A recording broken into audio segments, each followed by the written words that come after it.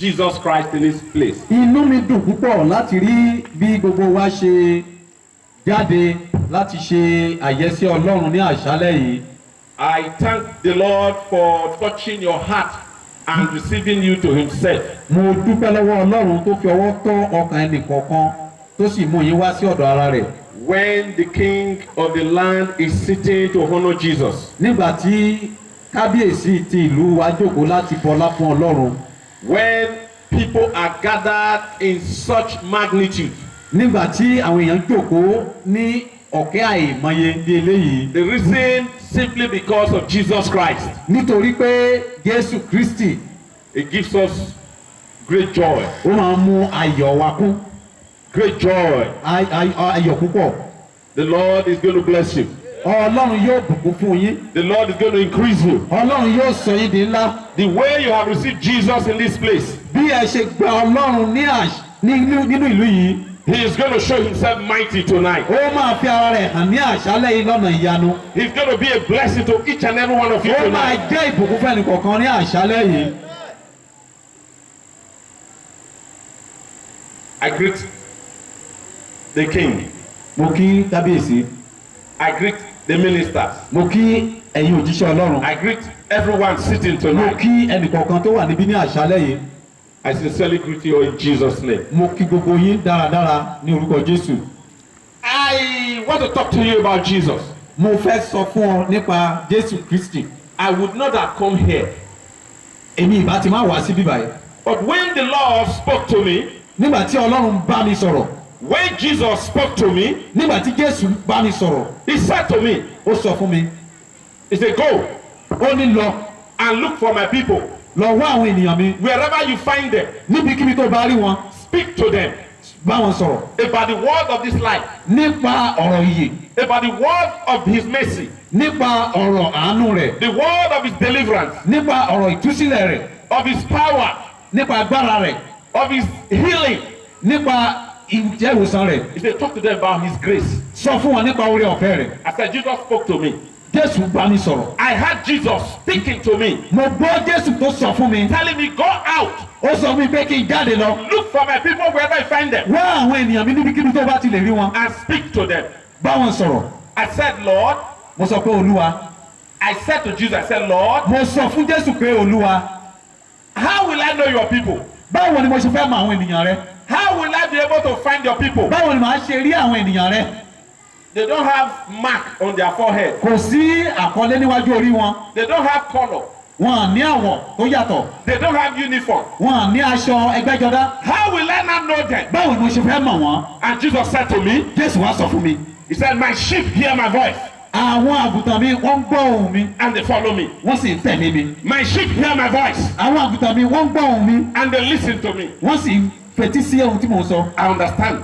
Ó yé mi. So the people of God, Èèyàn Ọlọ́run. the people who belong to Jesus, Àwọn tó jẹ́ ti Jésù. they are those people that listen to his word. Àwọn ni àwọn tó jẹ́ pé wọ́n fetí sílẹ̀ sí ọ̀rọ̀ rẹ̀. When they hear his word, Tó bá ti gbọ́ ọ̀rọ̀ rẹ̀, they come close. wọ́n máa wá sí ọ̀dọ̀ rẹ̀. They listen. Wọ́n máa fetí sílẹ̀. They listen. Wọ́n máa fetí sílẹ̀. Not people who are offended. Wọ́n à ń ṣe àwọn tí ó máa ń bínú. Some are angry Kì í ṣe àwọn tí inú bí. because we want to speak about Jesus. Nítorí pé wọ́n fẹ́ sọ nípa Kristi. They are angry Wọ́n ń bínú. and they are disturbing me. Wọ́n á ní pé wọ́n dí wọn lọ́wọ́. I'm too busy. Mi ò ráyè. Don't they know they are disturbing me? Ṣé wọn mọ̀ pé wọ́n ń dí mi lọ́wọ́? They are offended. Inú ń bí wọn. Jesus said to the Pharisees, Jésù sọ fún àwọn Farisí. he said, you are like your father the devil.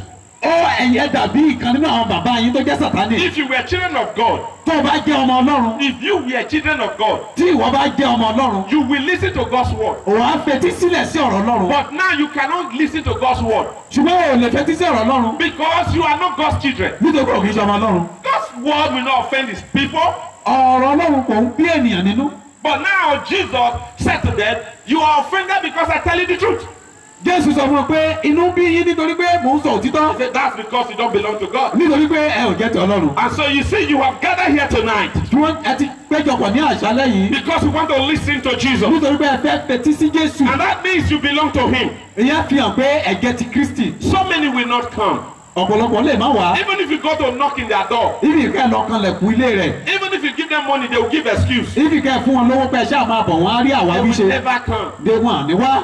But you are here, ṣùgbọ́n èyí tí wá. and that is because you belong to Jesus. iye ń fi hàn pé ẹ̀jẹ̀ ti Kristi. And Jesus asked me to tell you a story. Jésù wá sọ pé kí n sọ ìtàn kan fún ọ. Jesus told me, Jésù sọ fún mi. he said, tell them a story. ó ní sọ ìtàn yìí fún wọn. Jesus told me, Jésù sọ fún mi. tell them a story. sọ ìtàn kan fún wọn. In those days, many years ago, ní ọjọ́ pípẹ́ ní orílẹ̀-èdè Ísírẹ́lì. Change the battery.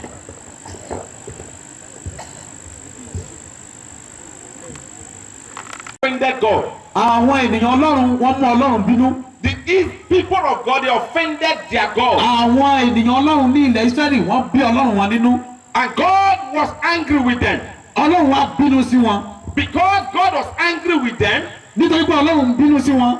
snakes came out from the bush and began to kill them. ejò jáde wá láti inú igbó ó bẹ̀rẹ̀ sí ní gé wọn jẹ. Snakes began to bite the people of God and they were dying. ejò bẹ̀rẹ̀ sí ní bu àwọn ènìyàn Ọlọ́run ṣán wọ́n sì bẹ̀rẹ̀ sí ní kú. That was because they offended God. nítorí pé wọ́n mú Ọlọ́run bínú. Their leader called Moses.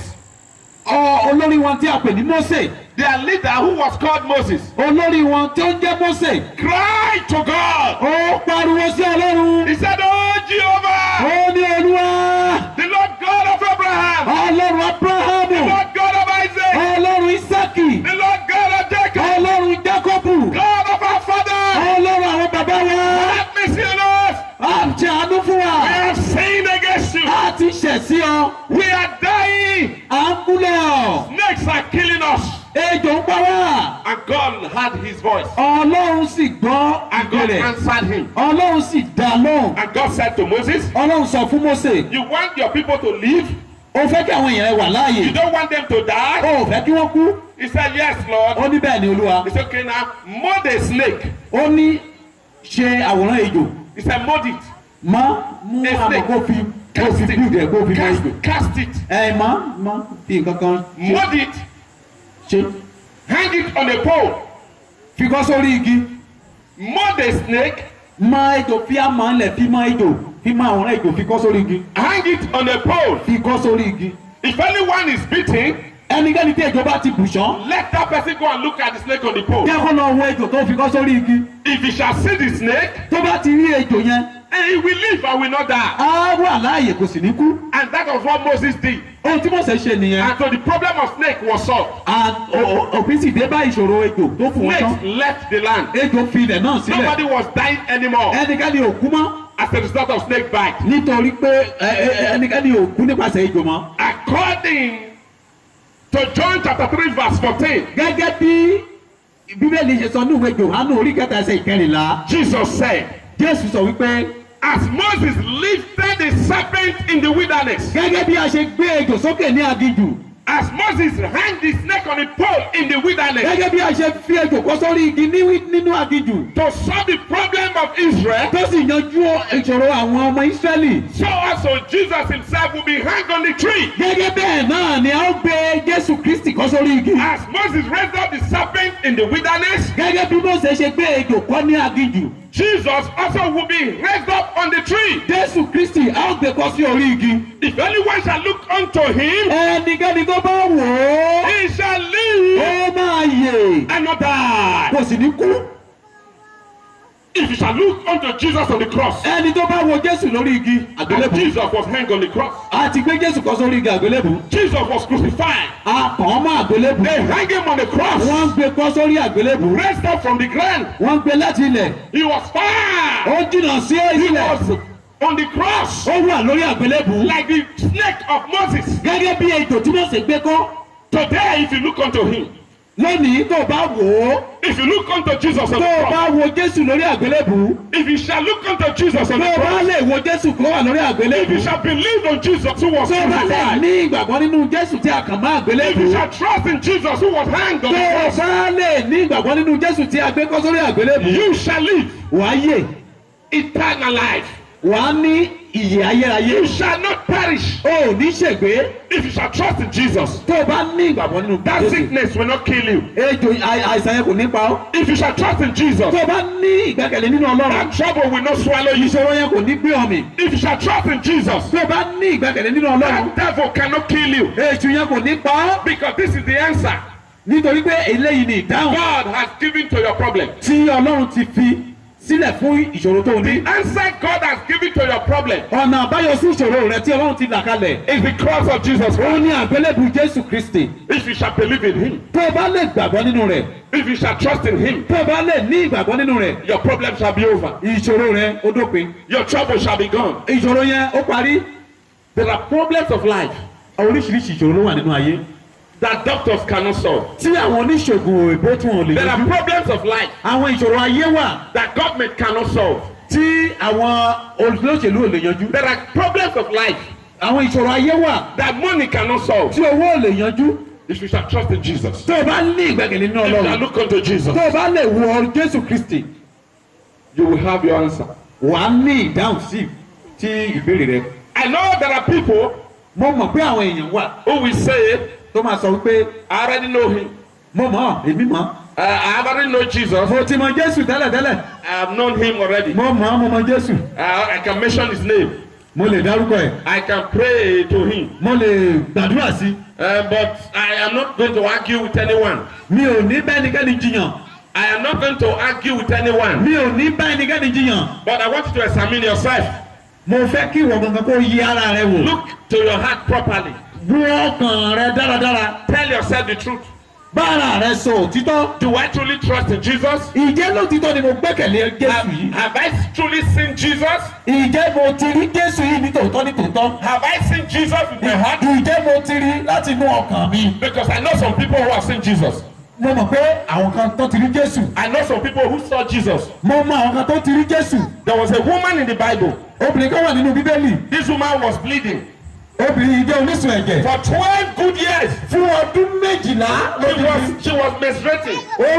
Ó ní ìsun ẹ̀jẹ̀ fún odidi ọdún It would méjìlá. not stop. Kò dáwọ́ dúró. The Bible says Bíbélì sọ wípé this woman had gone to the best hospitals. wọ́n ló ti lọ sí hospital ilé ìwòsàn tó dára jù. This woman had spent all her money. Gbogbo ohun tó ní ó ti ná tán. And the Bible says Bíbélì sọ wípé her condition was even worse. ìṣòro yẹn ṣe ló túbọ̀ ń peléke sí inú ayé rẹ̀. When she heard, Nígbà tó gbọ́ one day, ní ọjọ́ kan when she heard tó gbọ́ that Jesus Christ pé Jésù Kristi had come to the town, ó ti wá sínú ìlú. she decided to go Ó pinnu láti lọ and see him. láti lọ rí i. When this woman got there, Nígbà tí obìnrin yìí dé ọ̀dọ̀ the rẹ̀, crowd was too much. àwọn ènìyàn pọ̀. She managed to touch his clothes. Ó gbìyànjú láti fọwọ́ kan aṣọ rẹ̀. She managed to touch the clothes of Ó gbìyànjú láti wá ọ̀nà fọwọ́ kan aṣọ rẹ̀. Jesus. Ní ojú ẹsẹ̀, Her bleeding stopped. èso ẹ̀jẹ̀ náà ń gbẹ. Now, if you go and ask that woman today, Tó o bá lọ bèrè lọ́wọ́ obìnrin yẹn lénìí, you say, Madam, tó o sọ pé arábìnrin, if you see Jesus, tó o bá rí Jésù, what will happen to you? kí ló máa ṣẹlẹ̀ sí ọ? If you see Jesus, Tó o bá rí Jésù, what will happen to you, man? kí ló máa ṣẹlẹ̀ sí The ọ? woman will tell you, Obìnrin yẹn yóò sọ fún ọ. if you see Jesus, Tó o bá rí Jésù, Jesus that she saw, Jésù tí èmi rí. if you see that same Jesus, Tó o bá rí Jésù kan náà, Jésù yẹn, you say your bleeding will stop. ìsun ẹ̀jẹ̀ tirẹ̀ náà yóò gbẹ. Your bleeding will stop. Ìsun ẹ̀jẹ̀ tirẹ̀ yóò gbẹ. But some of you will say tonight, Mo mọ̀ pé àwọn kan yóò sọ ní àṣálẹ́ yìí. you say, I'm not bleeding.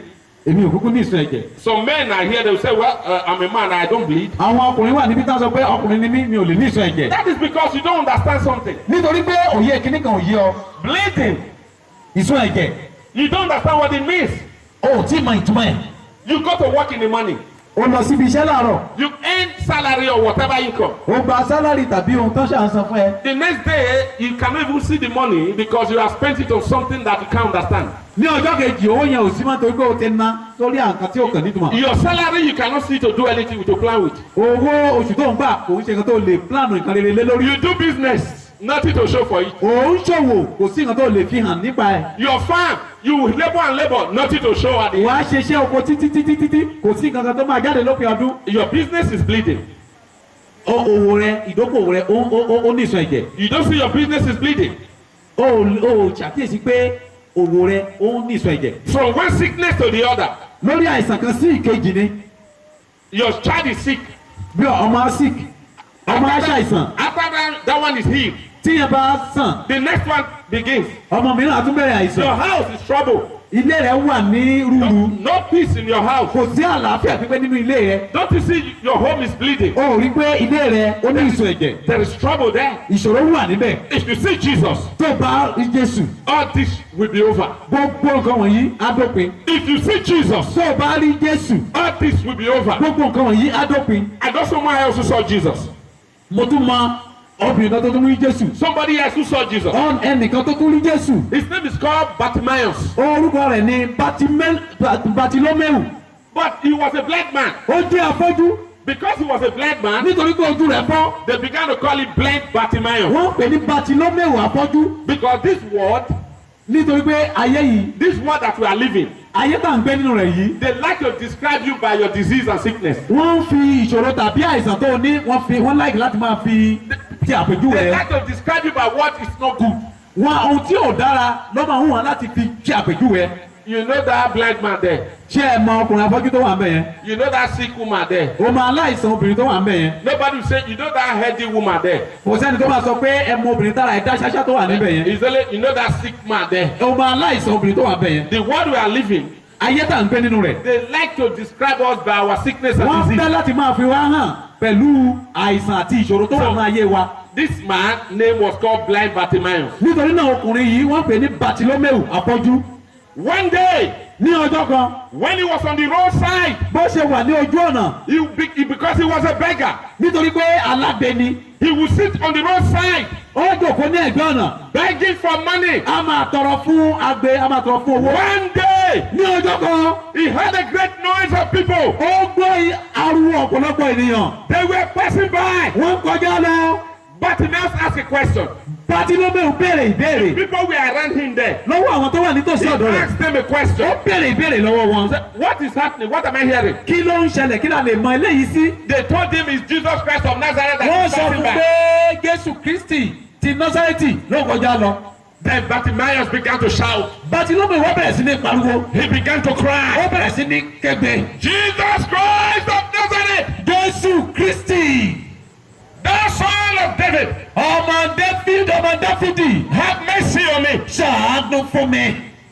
The people who were around him began to shut him down. àwọn tó wà nítòsí ọ̀dọ̀ ẹ bẹ̀rẹ̀ sí ní palẹ̀nu mọ́. Shut up. wọ́n ní kó pariwo ẹ̀. Shut up. wọ́n ní kó gbẹnu ẹ̀ You're lọ́wọ́. making noise. wọ́n ní kó pariwo You ẹ̀. are disturbing wọ́n ní us. kó máa ń dùn wọn Shut lọ́wọ́. up. wọ́n ní kó gbẹnu ẹ̀ The sọ̀rọ̀. Bible says, Bíbélì sọ pé the more they shut him down, bá ń ṣe ń gbìyànjú láti the palẹ̀nu more mọ́. he shouted. bẹ́ẹ̀ ló túbọ̀ ń pariwo. The more they shut him bá ń down, ṣe ń gbìyànjú láti the palẹ̀nu more he mọ́. bẹ́ẹ̀ shouted. ló ń kígbe sókè. Because he knew nítorí pé ó mọ̀ if he ever was going to see in his lifetime, pé tó bá máa rí nà nínú ìtàn ayé o. this was the only time. òun ní ọjọ́ yẹn gangan ni. And so nobody can stop a desperate man. kò sí ẹnikẹ́ni tó lè dá ẹni tí ara ẹgbẹ́ kan dúró. Anyone that wants to see Jesus, ẹnikẹ́ni tó bá fẹ́ rí Jésù. nobody can stop that person. kò sẹ́ni tó lè dì lọ́wọ́. A woman who wants to see Jesus, Jésù obìnrin tó fẹ́ rí Jésù. nobody can stop the kò woman. sẹ́ni tó dì lọ́wọ́. A man who wants to see Jesus, ọkùnrin tó fẹ́ rí Jésù. nobody can stop the kò man. sẹ́ni tó dì lọ́wọ́. But when rain falls sometimes, tí òjò bá rọ̀ ní ìgbà mìíràn. he said, I don't feel control because rain falls. máa ọ̀pọ̀lọpọ̀ àrùn mi ò lè lọ sí church nítorí pé òjò ti rọ̀.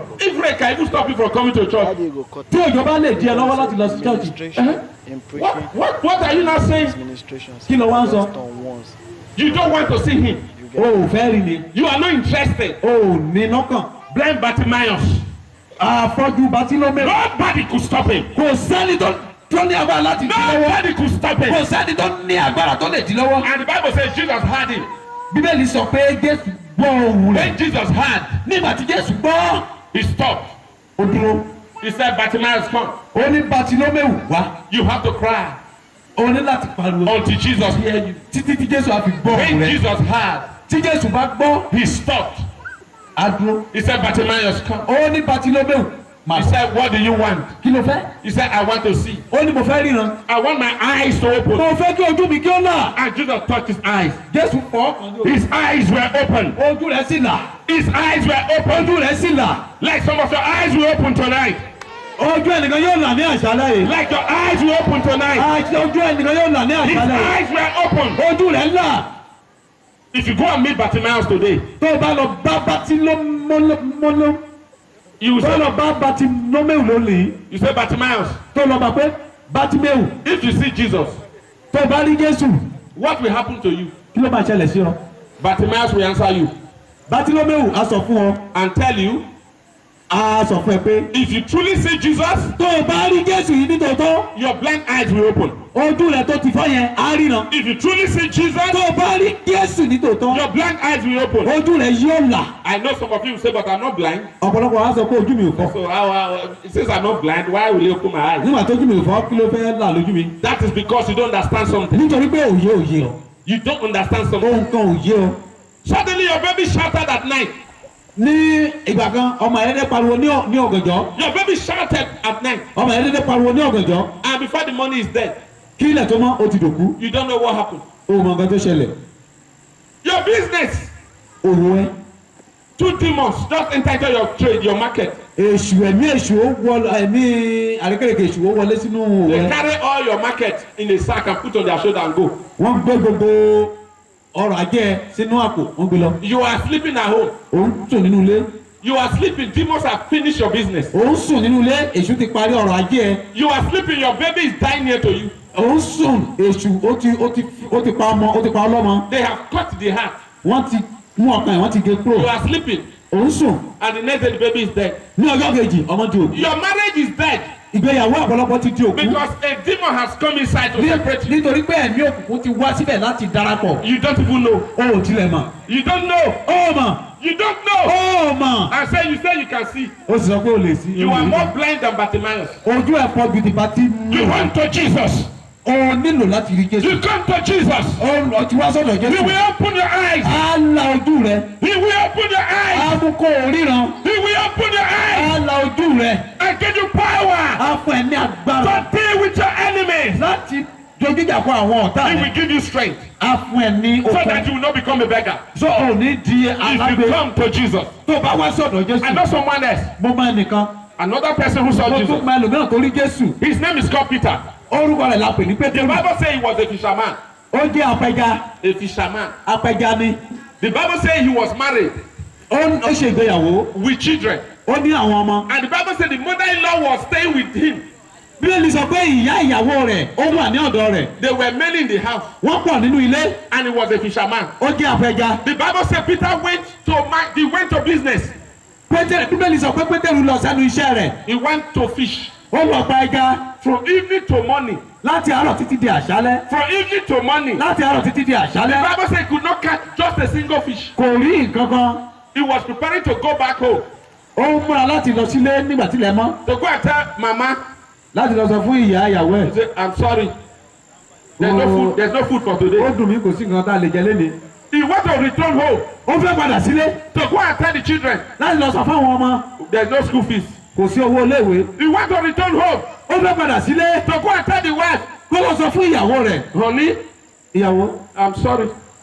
Ó dùn mí o. There's nothing for the home. Kò sí nǹkan kan fún ilé yìí lákòókò yìí. We are going to manage. À á manage ohun tá a ní. We don't even know whether we'll get tomorrow. Àmọ́ bóyá nǹkan kan máa wà lọ́la. The Bible said Peter was washing his net. Bíbélì sọ pé Pétérù ó ń fọ àwọn rẹ̀. You know when you are washing your net, you're already finished. Nígbà téèyàn bá ń fọ àwọn ó ti parí iṣẹ́ ó fẹ́ máa lọ. He wants to go home empty handed. Ó fẹ́ padà sílé lọ́wọ́ òfo. Then Jesus came. Jésù dé. He didn't know Jesus. Kò mọ̀ pé Jésù ni kò Peter did not know ṣe. Jesus. Kò mọ ẹni tí Jésù ṣe. When Jesus met Peter, Nígbà tí Jésù bá he said, Pétérù Mr. pàdé. Man, he said, Mr. Man, Ó ní arákùnrin. please excuse me, I want to use your boat. Jọ yọ̀ǹda ọkọ̀ ojú ẹ̀mí fún mi kémi lò. I want to teach people using your boat. Mo fẹ́ lo ọkọ̀ ojú omi ẹ láti kọ́ àwọn ènìyàn. I want them to enter your boat. Mo fẹ́ jókòó sínú ọkọ̀ ojú omi And I will kémi enter with kọ́. them, I'll be teaching them. Màá jókòó sílẹ̀ màá sì máa kọ́ àwọn ènìyàn. And Peter looked at him like this. Pétérù wò ó. He said, okay. Ó ní mo yọ̀ǹda. I know some of you will not agree. Mo mọ̀ pé tó wá jẹ́wọ́ ò ní Because yọ̀ǹda. at that time you'll be angry. Ní ọgbẹ́ inú á máa bí ọ You will lọ́wọ́lọ́wọ́. be filled with so much weight on your brain. Òun á ti ní ọ̀pọ̀lọpọ̀ ìrònú nínú ọpọlọ ẹ. I'm thinking of what to give to my family. Mo- You are coming to just get out from here. Báwo ni ọlọ́run tí màá fi bá àwọn ìyàwó àtàwọn ọmọ nínú ilé? O tún lọ fẹ́ lo ọkọ̀ ojú omi. Good. But look at when Jesus came. ṣùgbọ́n wo bí Jésù ṣe wá. Look at the situation of Peter. Wo ipò tí Pétérù wà. At that time, that's when Jesus came Àkókò yẹn gan ni Jésù wá to ask him for help. láti béèrè fún ìrànlọ́wọ́ lọ́wọ́ And rẹ̀. Peter accepted and agreed. Pétérù sì gbà ó yọ̀ǹda. You know, some of you, when the church is in problem, Ọ̀pọ̀lọpọ̀ wa nígbà tí ṣọ́ọ̀ṣì bá ní ìṣòro the pastor desperately needs some money to do some things. tí olùṣọ́àgùntàn nílò owó kan láti lò fún ohun kan. When pastor tells you, I'm very sorry, I just my children, I want just the money I have, I want to pay their school fees. Tí olùṣọ́àgùntàn bá pè ẹ́ tó sọ pé báyìí mi ò tí sanwó ilé wa àwọn ọmọ ilé tá à ń kọ́ lọ́wọ́ yẹn ò tí ì parí excuse you will not do. Àwáwí àwíjàre. Peter agreed. Ṣùgbọ́n Pétérù ó ṣetán ó yọ̀ǹda And he followed them. ó tẹ̀lé wọn. So when Jesus had finished preaching, Nígbà tí Jésù parí ìwàásù rẹ̀, when he has finished preaching, nígbà tó parí ìwàásù, he said to Peter, ó sọ fún Pétérù. he said, now you can launch your net. Ó ní nísìnyí o lè ju àwọn rẹ sí You ìsàlẹ̀, can throw your net ju àwọn rẹ sí odò, and catch as many fish as you kó o want. sì kó ọ̀pọ̀lọpọ̀ ẹja. And Peter was about to argue. Peter fẹ́ bẹ̀rẹ̀ sí ní jiyàn. I have been fishing since yesterday night to this morning. I couldn't catch. Wọ́n gbogbo òru àná láti fi ṣeṣẹ́ àárín kankan. I am a professional fisherman, Apẹja tó gbajúgbajà ni mí. like some of you here. Gẹ́gẹ́ bí ọ̀pọ̀lọpọ̀ wà I níbí. will tell you a simple word tonight. You begin to argue Màá sọ ohun kékeré fún ẹ ní àṣálẹ̀, wàá máa jiyàn. because you are using your sense Nítorí pé òun lo ọgbọ́n orí to tirẹ̀. nullify the decree of God. Òfin já ètò Ọlọ́run kulẹ̀. You are using your wisdom Òun lo ọgbọ́n tirẹ̀ gẹ́gẹ́ bí ènìyàn to nullify the instructions of God. láti dí ohun tí Ọlọ́run sọ lọ́wọ́. But Peter realized himself quickly Pétérù ó rí ara rẹ̀ lójú ẹsẹ̀. and said, Lord, nevertheless, because you have said so, let me do it. Nítorí ọ̀rọ̀ rẹ̀ màá ṣe bẹ́ẹ̀. And he threw his net. Ó ju àwọn rẹ̀ sísàlẹ̀. He caught many fishes. Ó kó ọ̀pọ̀lọpọ̀ ẹja. The Bible says he was not able to pull them out. Bíbélì sọ pé kò lè dá fà sókè. He could not pull out the net. Kò lè fà á sókè. He had to call on neighbors. Ó pe àwọn aládùúgbò àwọn tó wà And they níbẹ̀. came to help him. Gbogbo wọn wá láti And ràn the án Bible lọ́wọ́. said the net was breaking. Ó ní àwọn náà bẹ̀rẹ̀ sí ní ya. They dragged the net to the land. Wọ́n wá gbé àwọn náà wá sórí ilẹ̀. And as they were bringing out the fish, Bí wọ́n ṣe ń kó àwọn ẹja síta, Jesus came Jésù wá. to them. Ó wá bá wọn. Peter said, go away from me. Pétérù sọ pé kúrò lọ́dọ̀ mi torí pé ẹlẹ́ṣẹ̀ ni I mí. am not worthy to follow you. I'm not worthy to Mi look ò at you. yẹ lẹ́ni tó lè wojú ẹ̀ tàbí tó lè tẹ̀lé ọ I am lẹ́yìn. a sinner. Ẹlẹ́ṣẹ̀ ni mí. I cannot talk to you because I'm too dirty. Mi ò lè bá ọ sọ̀rọ̀ nítorí pé mo dọ̀tí. No, Jesus said, no. Jésù sọ pé rárá. No, I will cleanse you. Màá sọ ẹ́ di mímọ́. And I will make you to become fisher of men. Màá sọ ẹ́ di mímọ́, màá sì sọ ẹ́ di apẹja ènìyàn. Now, if you go and meet with Peter today, Tó o bá lọ bá Pétérù I lónìí. tell you, Peter is in heaven now. Yes, tó o bá lọ bá Pétérù When lọ́rùn. we get there, we will meet with him. Nígbà tá a bá dé ọ̀run, a ó rí Pétérù. If you go and meet with Peter, Tó o bá lọ bá Pétérù, ask him. béèrè lọ́wọ́ ẹ̀. Say, Peter, Pétérù, if you see Jesus, what will happen to you? tó o bá rí Jésù kí ló máa ṣẹlẹ̀ sí ọ? And Peter will answer you. Pétérù á sọ fún ọ. He will tell you, Á sọ fún ọ. once you see Jesus, Tó o bá rí Jésù, your failure will become a success. ìjákulẹ̀ rẹ á di àṣeyọrí. Once you see Jesus, Tó o bá rí Jésù, your sorrow become joy. ìbànújẹ́ yóò di ayọ̀. Peter will tell you, Pétérù á sọ fún ọ. once you see Jesus, Tó o bá rí Jésù, nothing will matter again to you kò sí nǹkan kan tó máa ṣe bàbàrà lójú ẹ̀ mọ́. except the Lord. Àyàfi Ọlọ́run. If you have met with Jesus, Tó o bá ti bá Jésù pàdé, nothing else will matter in your life. kò sí nǹkan kan tó máa tóbi lójú ẹ̀ mọ́. Not even the success, Kò tiẹ̀ ń ṣe iṣẹ́, not even the breakthrough. kì í ṣe àlùyọ. Nothing else will matter. Kò sí nǹkan kan tó máa But the tóbi Lord, ju Olúwa. the Lord Jesus himself. O Jésù Kristi Olúwa wa. And so when he came to him, Nígbà tó wá sí ọ̀dọ̀ rẹ̀, the Bible said Peter dropped every fish, everything that he had, and followed Jesus. Bíbélì sọ pé Pétérù fi ohun gbogbo tó ní sílẹ̀, ó tẹ̀lé Jésù lọ. The man that could just speak a word and this happened. If I follow him, my family will never be hungry again. Ọkùnrin tó lè sọ ọ̀rọ̀ lásán tí gbogbo nǹkan ìṣẹ̀lẹ̀ tí ń bá tẹ̀lé, ìdílé mi ò lè jẹ́ aláìní mọ́ láyé. And so when you look at these people that have seen Jesus, Nítorí ó bá wo àwọn ènìyàn wọ̀nyí tó ti rí and Jésù, look at your life tó bá wo ayé tirẹ̀ náà, and agree with me or disagree, have you seen Jesus? bóyá wàá gbà fún mi tàbí ò ní gbà. He is here Ǹjẹ́ o ti rí tonight. Jésù? I said Jesus is here tonight. Jésù wà níbí ní àṣálẹ́ yìí. Jesus is here tonight. Jésù wà níbí ní àṣálẹ́ If you yìí. want to say him is here tonight, Tó o bá fẹ́ rí he níbí said, lẹ́nu, come unto me, ó ní wá sọ̀dọ̀ mi. all ye that labor Gbogbo èyí tó ń and ṣiṣẹ́ are heavy tí a sì laden, di ẹrù wọlé lórí. I will give you Èmi rest. yóò fún ọ ní ìsinmi. Are you looking for life? Ìjẹ́ òun wá ìyè. Come unto me. Wá sí ọ̀dọ̀ mi. I will give you life. Wá fún ọ ní ìyè. He said, how? Why are you looking for life in the cemetery? Ó ní báwo lẹ ṣe ń wá ìyè níbi tí kò sí ìyè. You want to live, but you are looking for someone to give you life in the grave. Òun wá ìyè. Ó wá lọ sí ibojì níbi tá à ń sin òkú sí. And the Bible says, ó ti máa rí ìyè. the Bible says, Bíbélì sọ pé look for me, wá mi. you will live. Wàá yè. If you look for me, Tó o bá wá mi. you will live. Wàá yè. If you look for me, Tó o bá rí mi. you will live. Wàá yè. He said, come unto Jesus. Ohun tí Jésù sọ nìyẹn. The Bible says, Bíbélì sọ wípé there is no other name kò sí orúkọ mìíràn given amongst men tí a fi fún ni láàrin àwọn whereby we ènìyàn shall be tí saved. a fi lè ní ìyè. There is no other Kò name sí orúkọ mìíràn given amongst tí a men fi fún ni láàrin ènìyàn whereby we shall be tí a fi saved. lè ní ìyè. The Bible says, Bíbélì sọ pé whosoever ẹnikẹ́ni shall tó call bá máa wá on the name tó bá máa wá of the Lord ní orúkọ Olúwa shall be ó máa saved. rí ìyè, If máa you ní call on ìgbàlà. Jesus, Tó bá pe Jésù you will see him. wàá rí. If you call on Tó Jesus, bá pe orúkọ he Jésù will rescue you. á dá ẹ lóhùn. If you call on Tó Jesus, bá pè é he will heal ó máa you. mú ẹ If you lára. call on Tó Jesus, bá pè he é will save you. If you call on Jesus, he will forgive your sins. If you call on Jesus, he will deliver you. tú ẹ sílẹ̀ Because nítorí pé the Bible says, Bíbélì sọ pé whosoever ẹnikẹ́ni shall call tó lè wá upon the name pe orúkọ of Jésù the tó lè Lord pe orúkọ shall Jésù be yóò saved. rí ìgbàlà. He sent me here Ẹjẹ́ tonight nìkan wà nínú to lẹ́nìí. speak to you people of Ó God fẹ́ sọ yẹn bá that yẹ. he is here right now. Ó wà níbí. He is Jésù the wà same níbí. Ó yesterday, wà níbí. today, Lẹ́nìí and forever. ti ayé. He that opened the blind eyes, Òun ló lọ́jọ́ afọ́jú. he is here Ó wà now. níbí ní àṣálẹ́ He yìí. that opened the blind Ẹni eyes, tó lọ́jọ́ he is afọ́jú. here Ó wà now. níbí lónìí. He that raised the Ẹni dead, tó jí òkú he is dìde. here Ó wà now. níbí náà. He that opened the Ẹni ears, tó la he ẹbí is àti here bí. Ó wà now. níbí. He sent Jesus. Jésù Who Kristi is náà. that woman that was bleeding? Ó He is here ó wà now. níbí. If you shall call on him, Tó bá pe orúkọ if you rẹ̀. shall call on Tó him, bá pe orúkọ he rẹ̀. will heal you Á tún wà lára tonight. dá He lẹ́nìí. will give you life. Tó bá pe afẹ́ ní ìyè. Whosoever Ẹnikẹ́ni we call on the name of the Lord tó bá máa pe orúkọ Olúwa shall be saved. á rí ìyè. The Bible says no other name. Kò sí orúkọ mìíràn. I find that one very important. Mo rí nǹkan yẹn bí nǹkan tó ṣe pàtàkì púpọ̀. My name cannot save you. Orúkọ mi ò lè gbà ọ́ là. Listen, Gbọ́.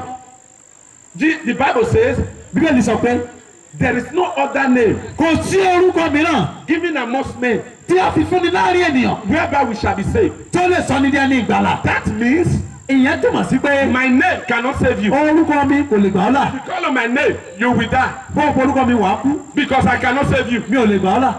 And that means the name of your pastor cannot save you. Ìyẹn túmọ̀ sí pé orúkọ àlùfáà ẹ kò lè If you gbà ọ́ là. call on your pastor's name, you will Bó die. o pe orúkọ olùṣọ́àgùntàn ẹ kò lè gbà ẹ́ wàá And that kú. means the name of your church cannot save you. Orúkọ ìjọ ẹ kò lè gbà ọ́. If you call the name of your church, you will not be saved. Bó o pe orúkọ ìjọ ẹ kò sọ ẹ́ dẹ́ni ìgbàlà. That means the name of your prophet cannot save you. Orúkọ wòlíì ẹ ò lè gbà ọ́. Because the Bible says there is no other name given amongst men Bíbélì sọ pé kò sí orúkọ mìíràn tá a fi fún ni whereby we shall be saved. tó lè sọ wá dẹ́ni ìgbàlà. And the Bible says, Bíbélì sọ pé if you shall call on the name of tó Jesus, o bá pe orúkọ Jésù Jesus Christ, Jésù Kristi then you shall be saved. wàá níyè. There are some people they tell you, I just talk to God directly.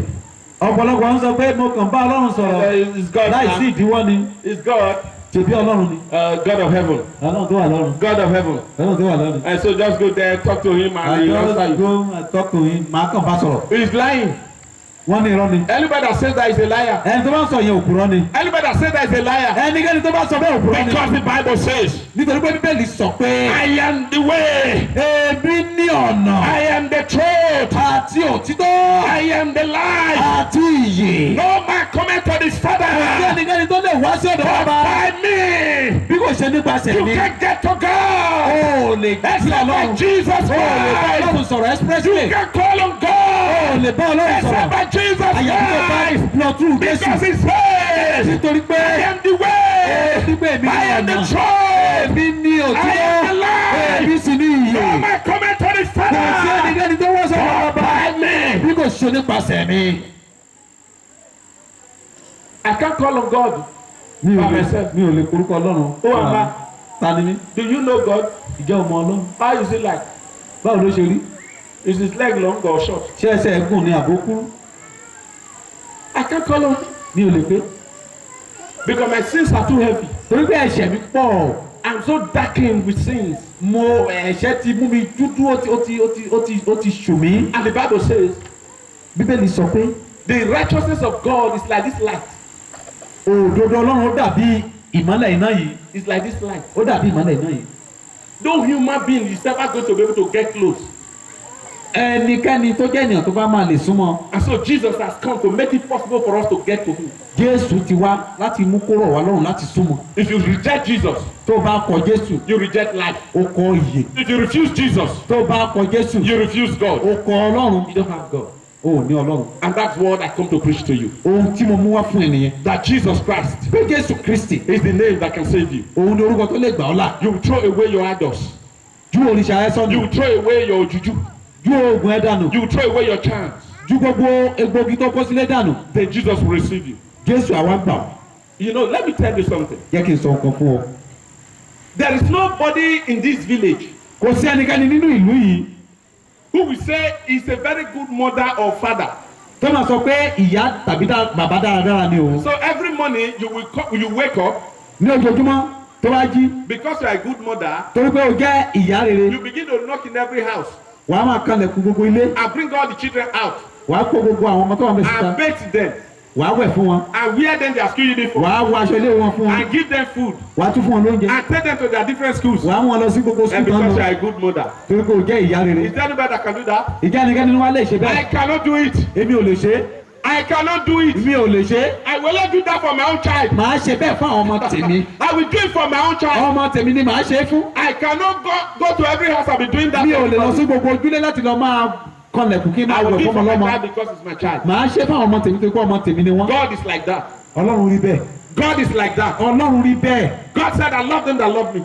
Bíbélì sọ pé àwọn tó fẹ́ mi ni èmi fẹ́.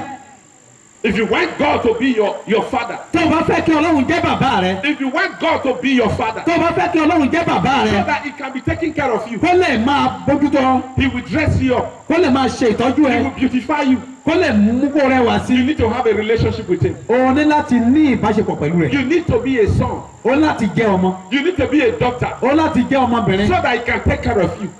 Á lè bójútó ọ.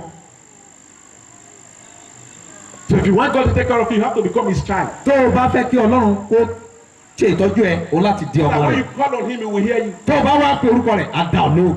If you want God to protect you, you have to become His child. Tó o bá fẹ́ kí Ọlọ́run dáàbò bò ẹ́, o ní láti di ọmọ rẹ̀. Do you know how to become a child of God? Ìjọ ọmọ bó ṣe lè di ọmọ Ọlọ́run. It's very simple. Ó rọrùn. It's very, very simple. Ó rọrùn. The Bible says, Bíbélì sọ pé if we shall confess with our mouth tá a bá jẹ́wọ́ ní ẹnu wa Jesus Christ pé Jésù Kristi and believe in our heart tá a sì gbàgbọ́ ní ọkàn wa that God raised Him from the dead, pé Ọlọ́run gbé Jésù dìde kúrò ní then òkú we shall be saved. pé a ó dẹni. He didn't say you shall go to mountain. He didn't say you shall go to mountain. Ó ní yóò lọ sí orí òkè. He didn't say you shall go and pay money. Kò ní wàá lọ sí orí òkè, kò ní wàá lọ wá He owó. didn't say you shall go and pray Kò ní wàá lọ àdúrà. or go and fast. Kò ní kó lọ gbàwẹ̀. He said, if you shall confess Jesus Christ with your mouth, Tó o bá lè jẹ́wọ́ Jésù ní ẹnu rẹ. as you confess Him with your mouth, Tó o bá jẹ́wọ́ rẹ̀ ní you ẹnu rẹ. believe in your own heart. Tó o gbàgbọ́ ní ọkàn He said you rẹ. shall be saved. Wàá ní ìyè. Do you know the meaning of that? Ìjọ ọmọ ìtumọ̀ ẹ̀. Okay, when a woman wants to marry, or a man and woman they want to marry, Ọkùnrin tàbí obìnrin tó fẹ́ ọkọ tàbí aya. they go to a church. Wọ́n á lọ sí church. When they get to the church, Wọ́n á dé church. they will say for better, for worse. Wọ́n á ní àti rere àti búburú. I will marry for good and for bad. Màá fẹ́ bóyá ó dára lọ́jọ́ iwájú tàbí kò dára. Until death do us part. Títí tí ikú yóò fi yà wá. You know all those things they say. Ẹ mọ gbogbo ẹ̀jẹ̀ yẹn. The woman will say it. Obìnrin á sọ. The man will say it. Ọkùnrin yóò sọ. They will exchange their ring. Wọ́n á fúnra wọn ní òrùka. The woman will follow the man home. Obìnrin yẹn yóò tẹ̀lé ọkùnrin yẹn lọ sílé. Because the woman believed what she was saying with her mouth. Nítorí pé obìnrin yẹn gbàgbọ́ nínú ohun tó fi ẹnu rẹ̀ sọ. She knows she was not joking with it. Ó mọ̀ pé kò fi ṣeré rárá. She knew she was serious. Ó mọ̀ pé ó dáhùn lójú. That is why she followed the man home. Ìdí nìyẹn tó fi tẹ̀lé ọkùnrin yẹn lọlé. So if you confess Jesus with your mouth, Tó o bá jẹ́wọ́ Jésù ní ẹnu you rẹ, need to follow Him. o ń láti tẹ̀lé. And so if you want to give your life to Him tonight, Bóyá o fẹ́ fi ayé rẹ̀ fún ní àṣálẹ́ you yìí. want God to become your father. O fẹ́ kí Ọlọ́run kó jẹ́ bàbá rẹ. So that he can take care of you. Kó lè máa bójútó ẹ, kó lè máa ṣe ìtọ́jú You rẹ. want him to become your father. O fẹ́ kó di bàbá fún ọ. I call him my father Mo ń pè é ní bàbá mi. because he's truly my father. Nítorí pé bàbá mi ní í ṣe I ní pray tòótọ́. to him, he answers. Mo máa ń gbàdúrà sí ó sì ń dá Because mi náà. he's truly my father. Nítorí pé bàbá mi ní í ṣe. If you want it to become your father, Tó o bá fẹ́ kó jẹ́ bàbá rẹ, I am going to call on you tonight. màá pè ọ́ ní You àṣálẹ́ will yìí. raise up your hand like this. Wàá na ọwọ́ rẹ sókè. You want God to become your father. O fẹ́ kí Ọlọ́run kó jẹ́ bàbá rẹ. You want it to become your O father. fẹ́ kí Ọlọ́run jẹ́ bàbá rẹ. You will raise up your hand. Wàá na ọwọ́ rẹ sókè. That means you want to give your life to him. Ìyẹn túmọ̀ sí pé o fẹ́ fi ayé rẹ fún You un. want to say, here Lord I come. O fẹ́ sọ pé Olúwa ibi mo wá sí. I believe you. Mo gbà ọ́ gbọ́. I want to give my life to Mo you. fẹ́ fi ayé mi I fún want to ọ. become your daughter. Mo fẹ́ di ọmọbìnrin I want to rẹ. become your Mo son. fẹ́ di ọmọkùnrin rẹ. I give my life. Mo fi ayé mi fún ọ. If you raise your hand, just come forward. I want to pray for Tó you. o bá na ọwọ́ rẹ sókè, wà Thank máa you, bọ̀. eternal Father. Máa bọ̀. Become it. You have to give your life to him. Wá síwájú wá wà tá a ṣe A lot of you will come by the time you see what is beginning to happen here tonight. Oh my God. Oh my God. These are great people who love the Lord Jesus Christ. Ọ̀pọ̀lọpọ̀ èèyàn ní tó fẹ́ Who have Ọlọ́run. come here to give their life to Wọ́n the ṣe tán King. láti fi ayé wọn fún Glory to Jésù. your name. Ògo ni forúkọ rẹ. Glory to your name. Ògo ni forúkọ rẹ. They are fed up of sin and problems. They need a father. Wọ́n fẹ́ Ọlọ́run. They need God. They need a savior. They say, Lord, I need you. I'm coming to you now. Come forward. Give your. This is not the time to be shy. Please, I Àkókò beg you. yìí ṣe àkókò láti tijú.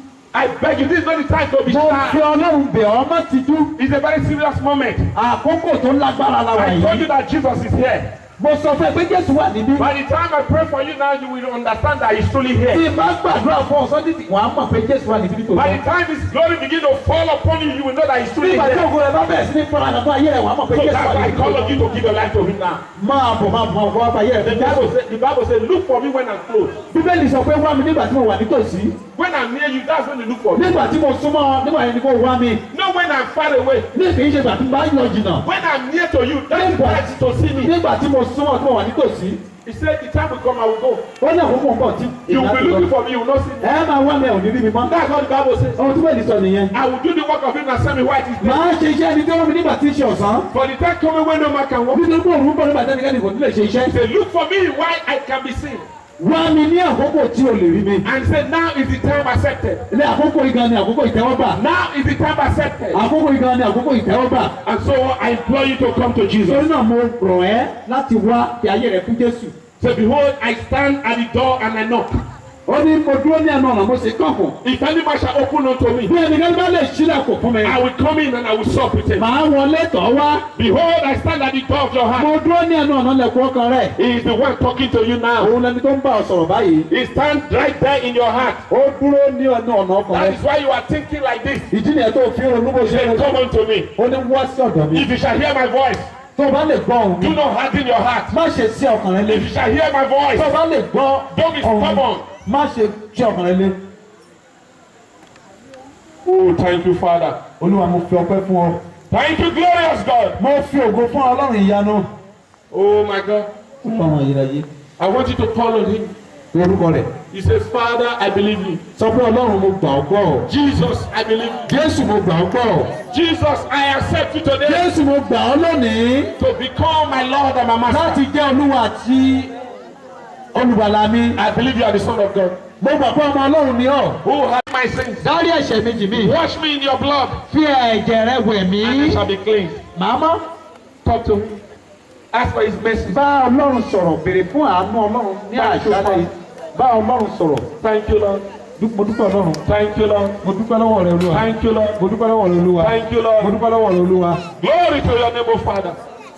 In Jesus' mighty name we pray. Amen. I want to pray for you now. Lift up your hands. Na ọwọ́ rẹ sókè. Everlasting Father, look at the children, they cry unto you. Olúwa wo àwọn ọmọ rẹ tí They have wọ́n ké received sí your ọ. word. Wọ́n ti gba ọ̀rọ̀ rẹ. You have said your word will not return to you void. Lọ́títọ́ ló sọ pé ọ̀rọ̀ rẹ kò ní padà sí ọ̀dọ̀ ẹ lọ́wọ́ òfo. I have delivered your word you gave to me to your people. Mo ti sọ ọ̀rọ̀ tó fi fún mi fún àwọn ènìyàn And rẹ. I've accepted you as What? the Lord them. Sẹ́lẹ̀ ṣe wọ́n jù Have wọ́n. mercy on them. Ṣàánú fún wọn. Wash them by the blood. Ní ẹ̀jẹ̀ rẹ wẹ̀ Make them wọ́n. whole again. Mú sọ wọ́n di mímọ́. Make them to become your children.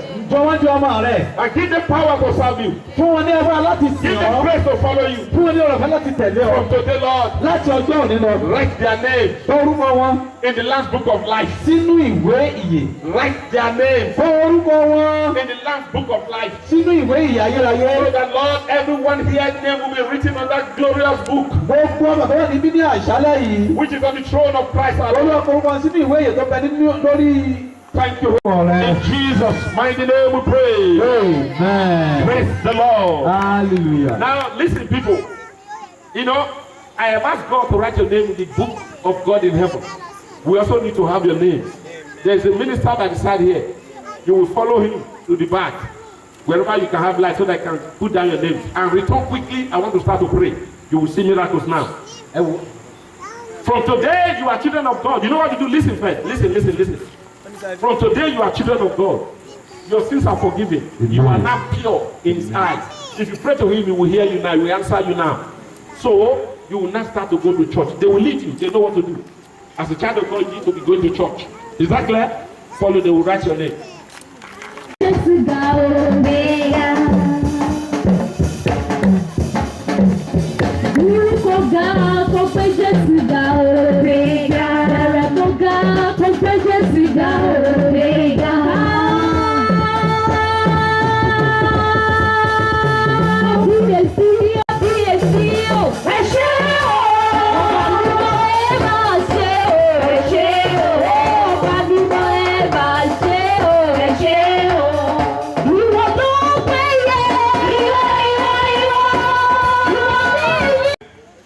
So that you will know that the Lord has sent us here.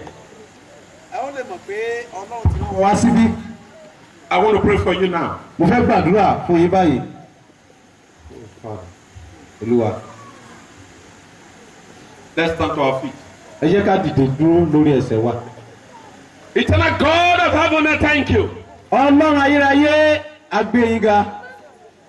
I give you praise for the great things our eyes are seeing tonight. A dúpẹ́ fún ohun ńlá tí ojú wa rí ní àṣálẹ́ yìí. We come here to worship and to exalt your name. A wá síbí láti sìn yín àti láti gbé orúkọ yín ga. We come here to lift up your glorious name in the land of Akinalu. A wá síbí ní àṣálẹ́ yìí láti gbé orúkọ ọmọ yín ga nínú ìlú Akínlàlú. I have declared the gospel.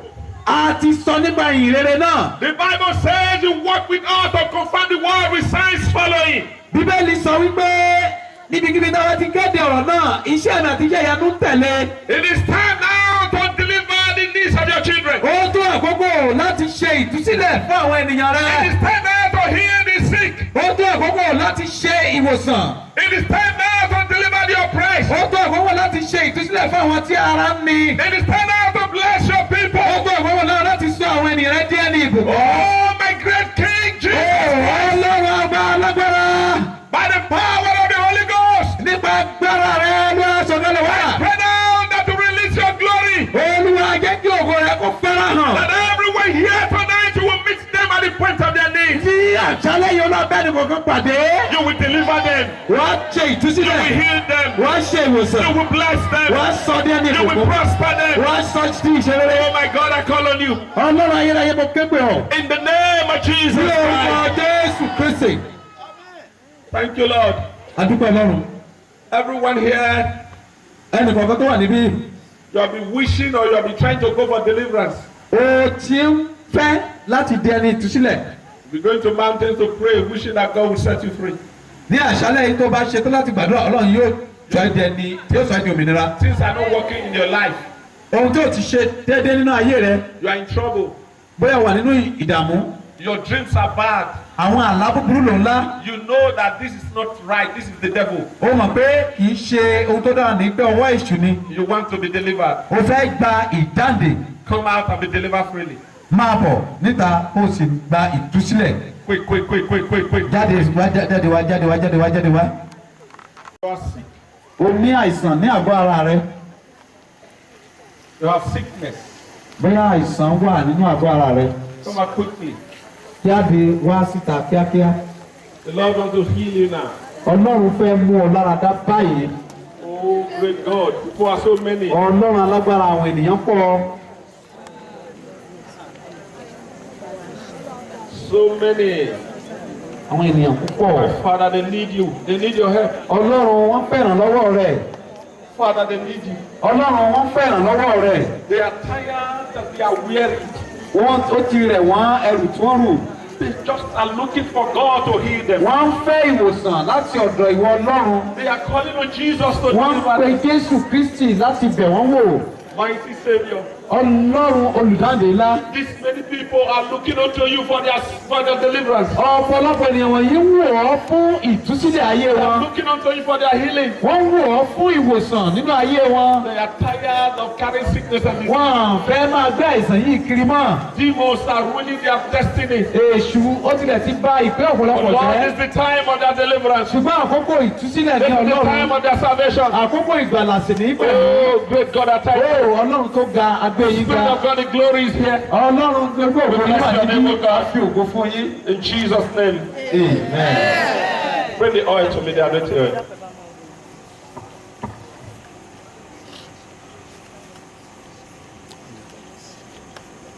Almighty Father, thank you, Lord, for the oil. A dúpẹ́ fún òróró yìí. The anointing them that are sick and they shall be healed. Ó ní ká fi àmì òróró yìí àwọn tó The ṣàìsàn holy tó oil of the wọ́n sì Lord gba God of ìwòsàn. heaven. Consecrate it for the use of these people. Olúwa ya òróró yìí sí mọ́ fíìlù àwọn ènìyàn rẹ̀. Amen.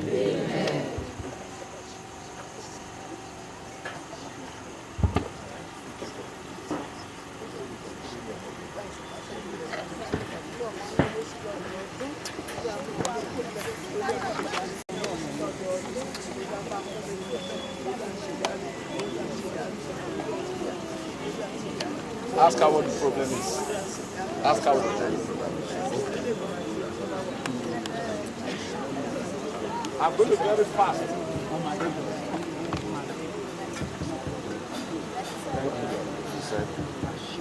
Body pain. Body pain. Body pain. I'm not for your healing. In the name of Jesus.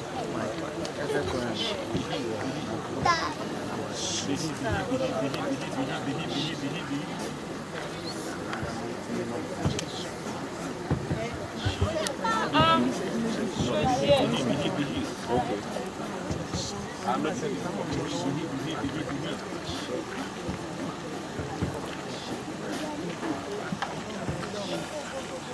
she's pregnant. Call somebody hold her from back. You are pregnant. Are you pregnant? Thank you, Lord.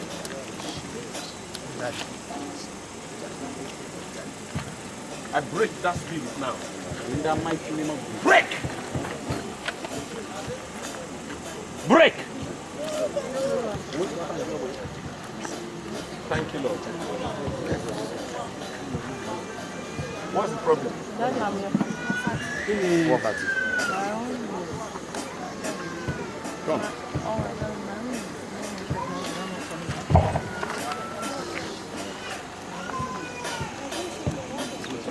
Receive it.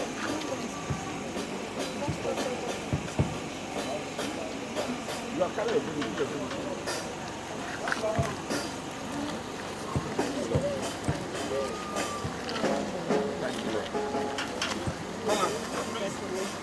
I'm not going to be able to follow every.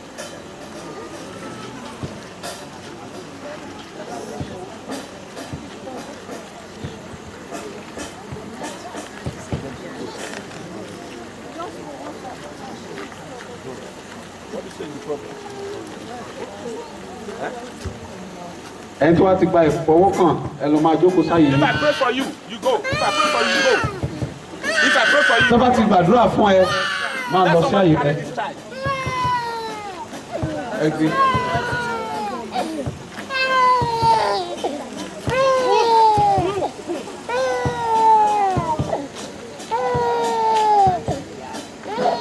I rebuke the spirit in the name of Jesus. Loose her now. Amen. Give her. Don't let her. Somebody, please follow me now. Thank you, Lord. If I pray for you, take the children, take them, let them go. Where are the children? Let me. Oya, ẹ̀yin ọmọ wẹ́wẹ́. Just receive the hand and go. By welcome to our side. Come.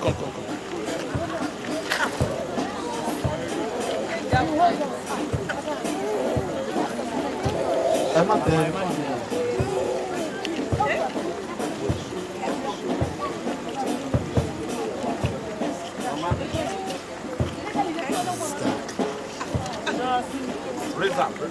Have I not prayed for you? See, I'm not sure. Have I not prayed for this children? Go. Ẹ̀yin ọmọdé ó yá ẹ máa lọ.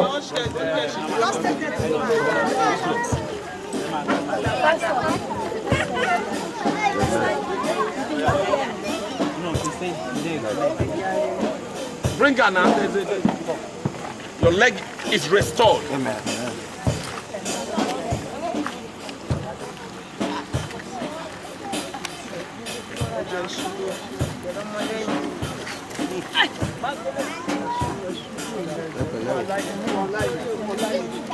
One thing I want you. She carrying the child. No, you don't bring your child. Follow your child. You push, you go back. Let there be space. And when it before I'm going to come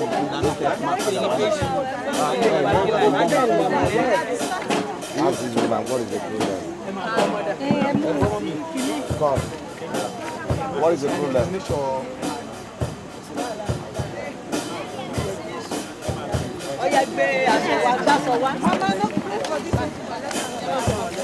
Wait, please see that woman. Let that woman do. Mama, the Lord loves you.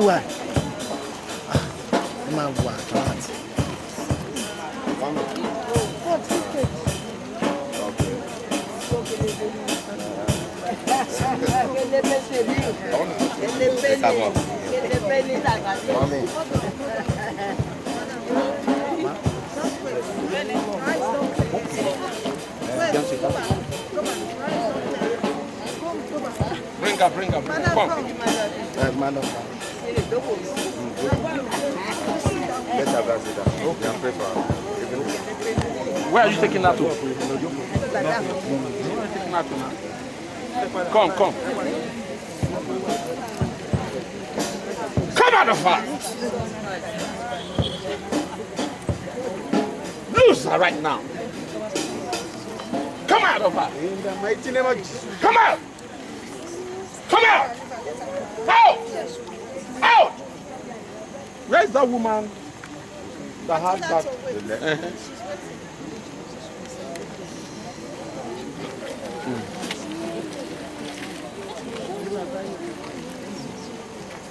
Hold on.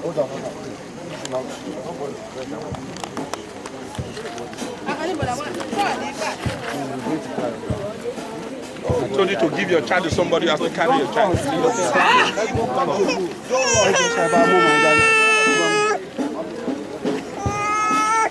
Come out of her. Foul spirit. Come out. Leave her. Ma'am, in Jesus' name. Bring her away.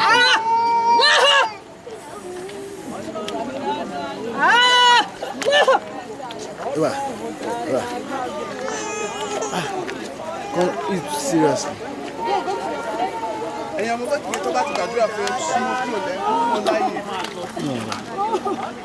ẹ máa yẹ.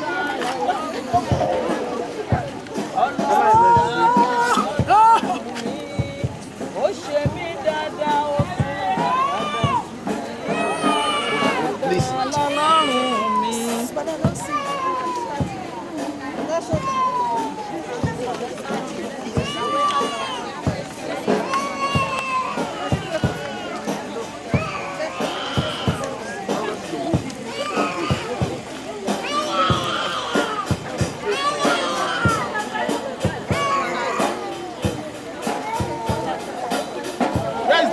That was a woman that was having demon. Okay, she's here. Wait, come, Mama, come. Yeah. Yes. You are supposed to follow to the back. So that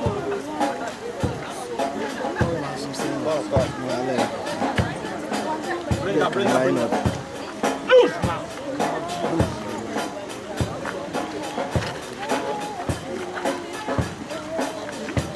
Loser now.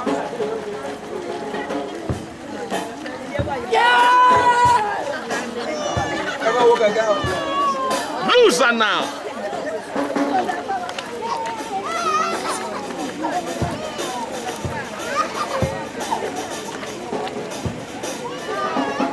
You are at my back. I want to pray for some people here. What are you doing at my back?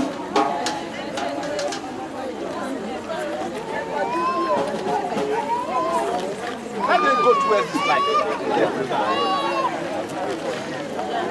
They're control. Thank you, Lord Jesus.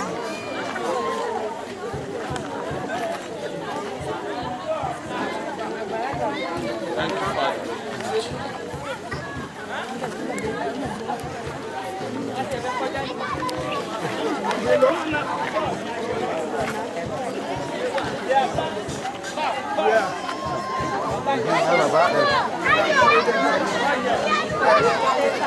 There was one man that drinks a lot. Where's that man? The man was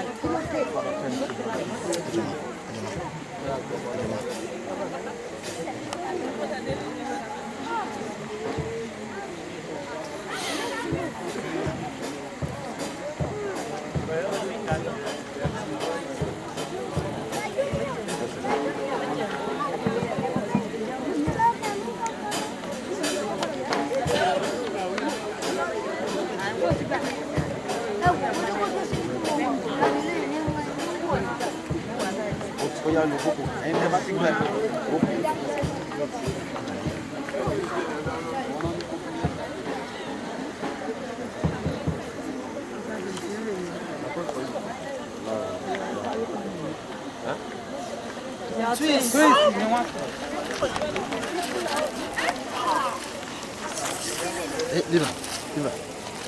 Just package her.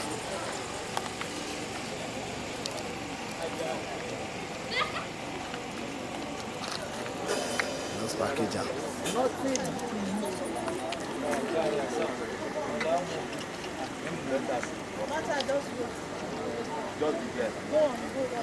Go and order.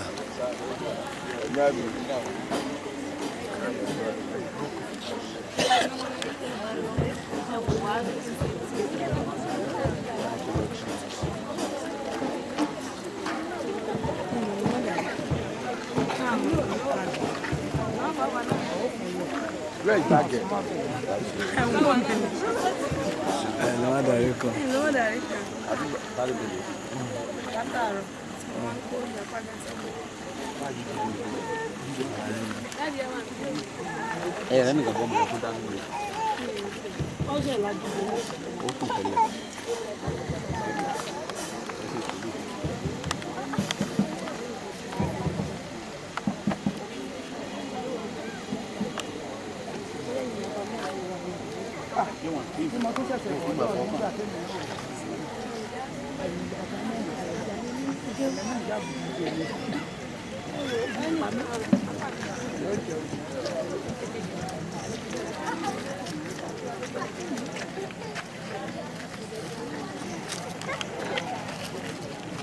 Bring it.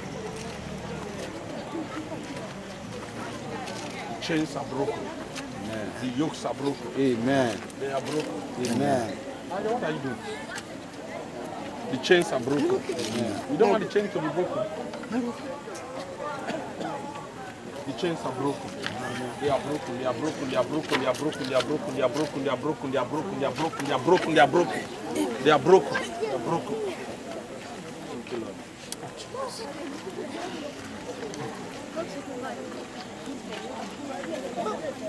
That spirit, I have no time to waste it. No. Come out!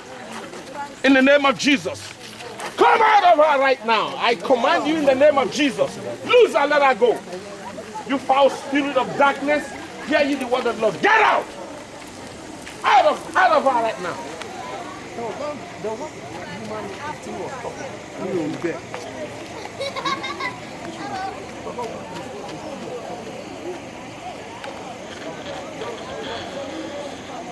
Okay, that's that. That's number one. People are just following me, don't know what people are doing. Somebody, the spirit is talking, I'm not cast out the spirit. You know the demon will just take out and run away. You are following, you are not.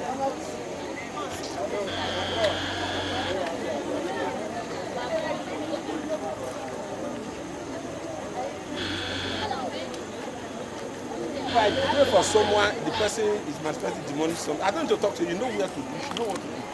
Take the person to one side and tell the person to wait. I'll come and deliver them.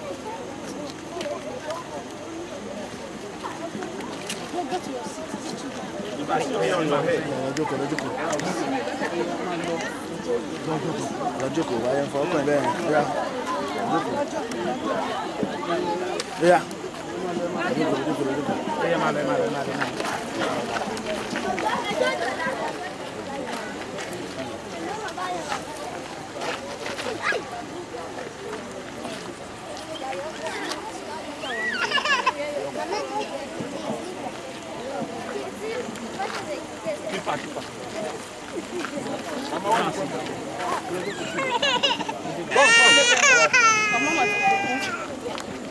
Get up.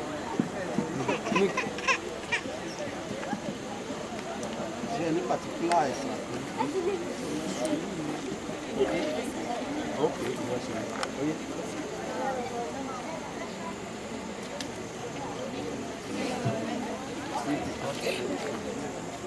Bring that.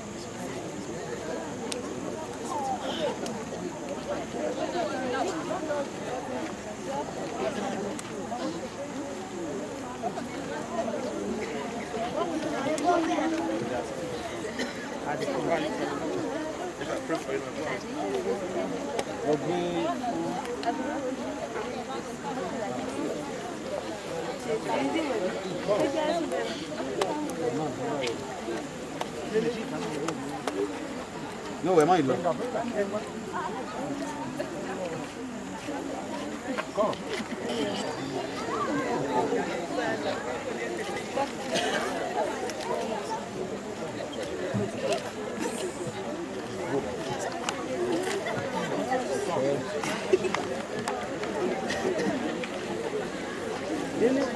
Dele, Daddy, you come.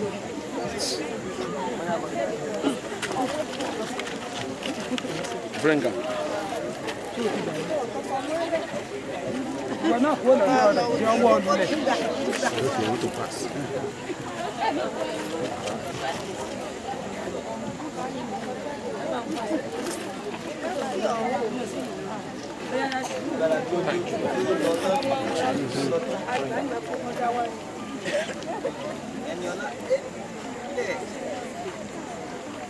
Jesus, I thank you, Lord.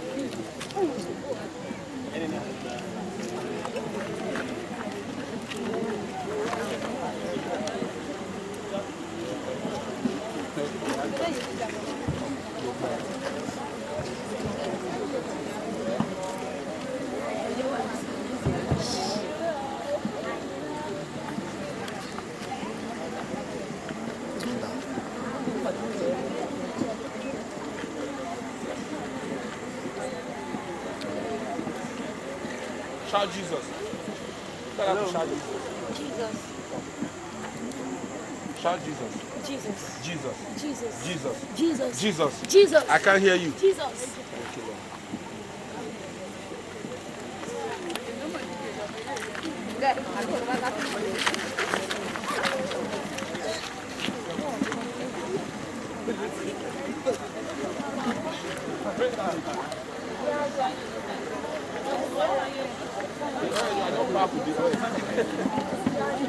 Father, thanks you. Help me.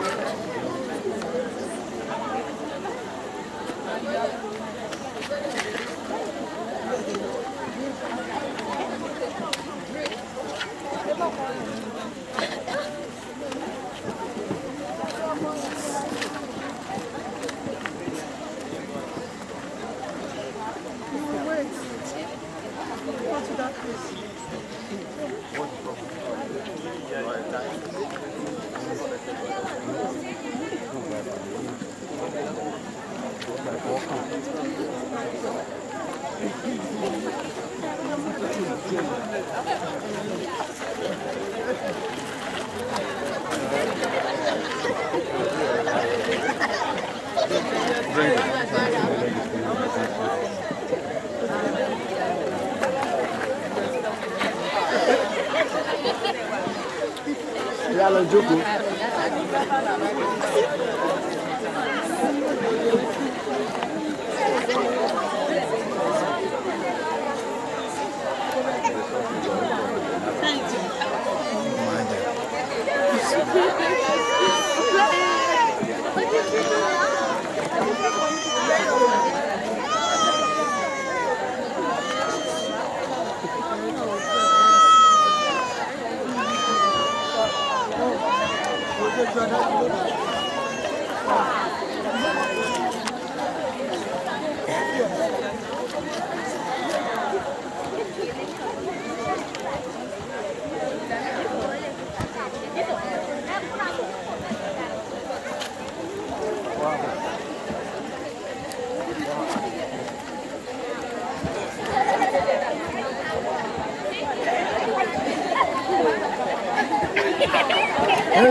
Yóò ṣe yí ọdún yìí.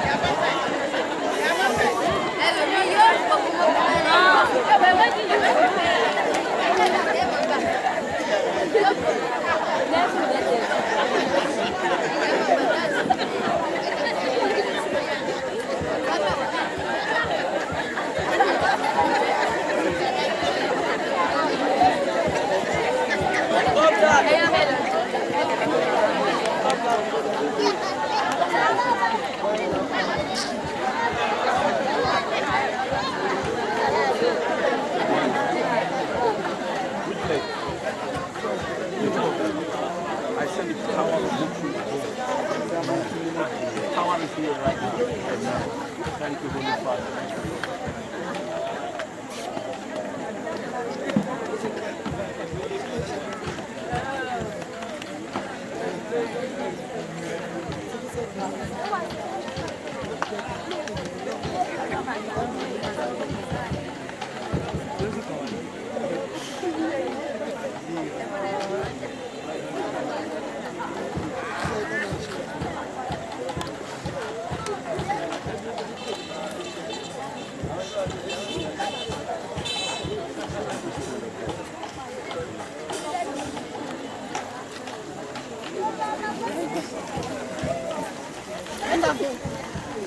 Bring her, bring her.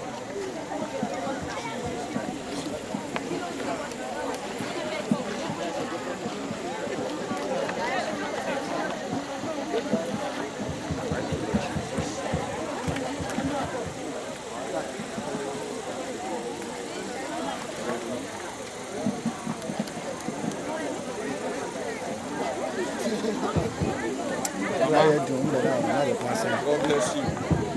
God bless you. Bless your children. Bless your family. Bless you.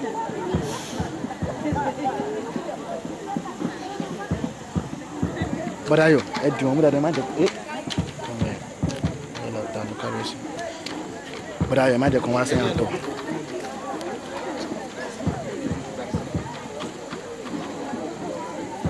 Kí ló ń wá kiri? jókòó síbi kan. Láyé páàkì ọ̀nà. Brenda, Hey. come. Hello, come back.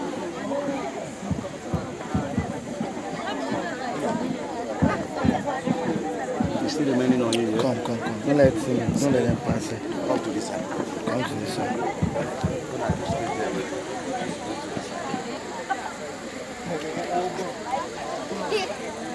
Putting fire on your mouth. Fire in the name of Jesus Christ.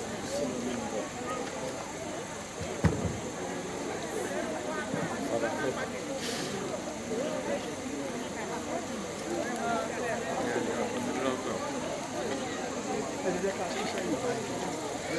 come.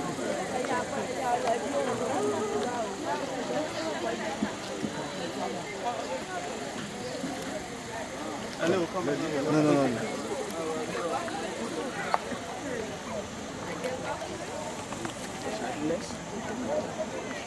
Okay, come.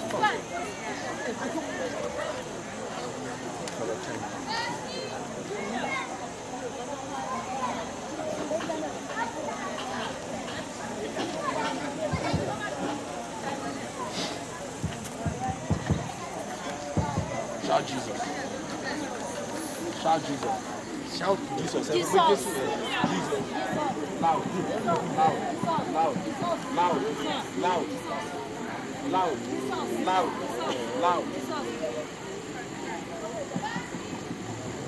Say it.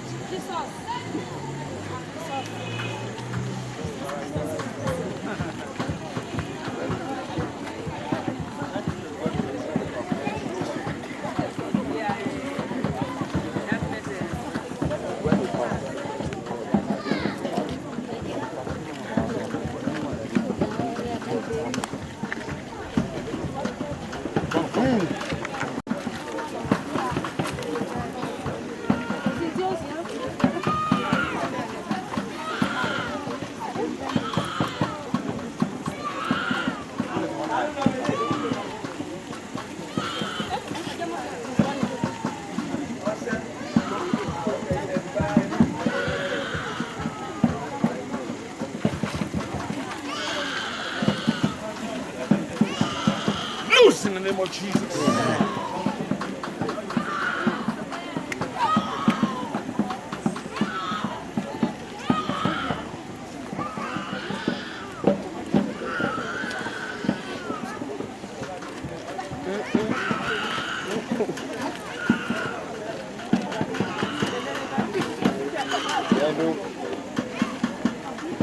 If you want prayer, move. If you don't want, go back to your seat. Why are you not going back?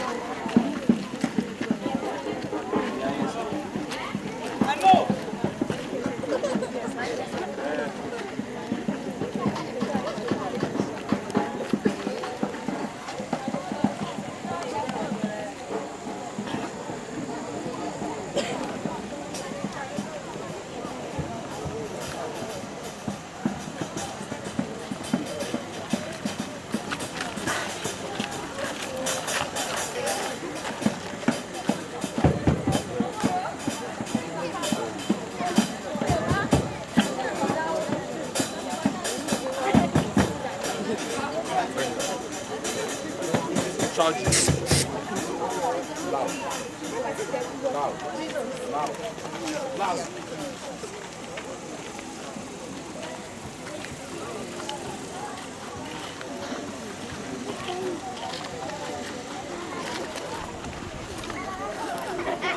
Brenda.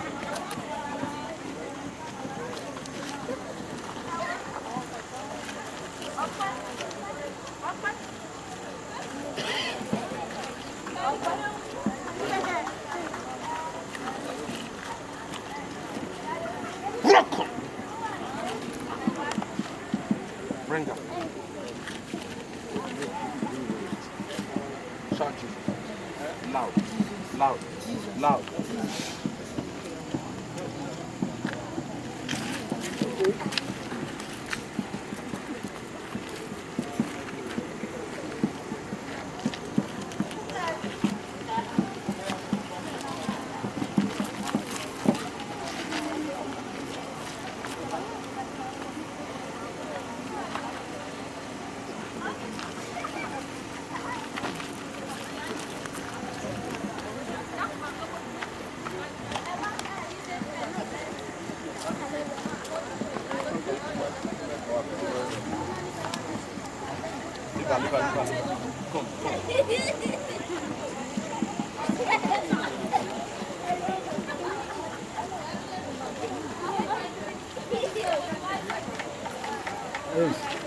Yeah, ela jókòó.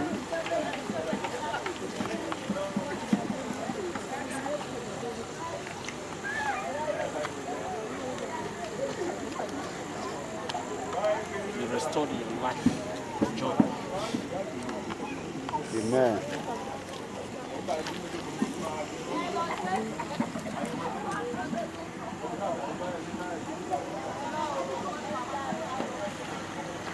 Hola, don't let them.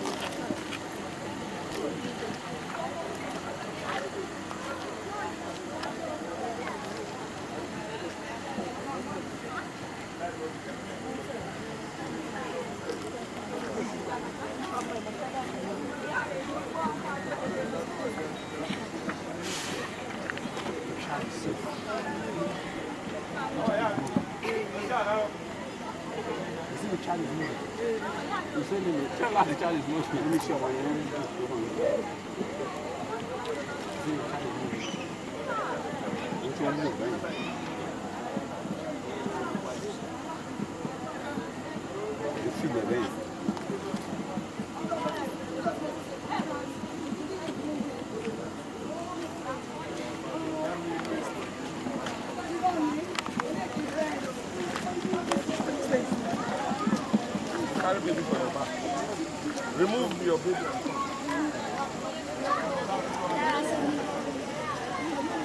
Ẹ̀yin ọmọ ẹ̀ ẹ lọ jókòó. Ṣé wọ́n ti gbàdúrà fún mi? Màá ná yín o. Dára sí mi, ìwọ náà fẹ́ gbà.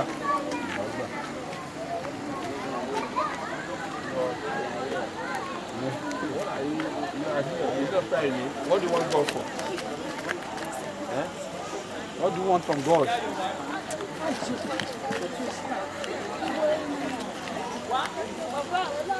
You want God? Eh?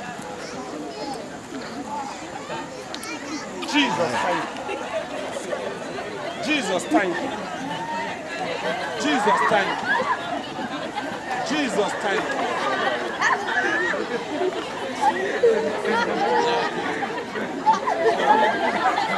Why are they laughing?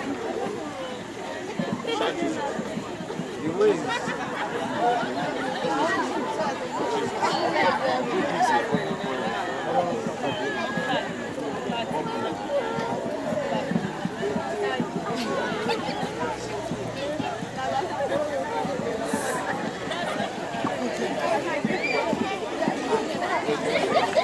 Ẹ lọ jókòó, ẹ lọ jókòó.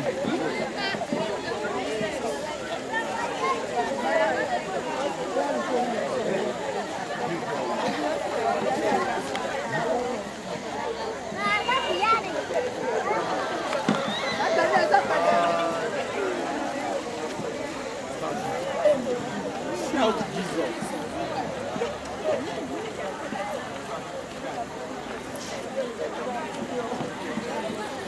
Shout it again.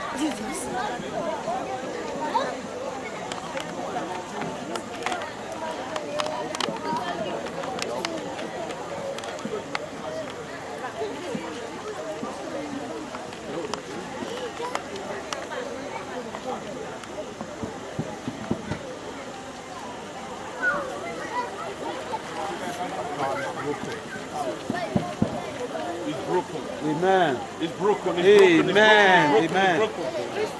It's broken. It's broken. It's broken. It's broken. It's broken. It's broken. It's broken. That part is broken. The part is broken. Thank you, Jesus. It's broken in Jesus' name. Thank you. Don't move person from the question. Your duty is to stay. So that you don't go and sit around. Go person.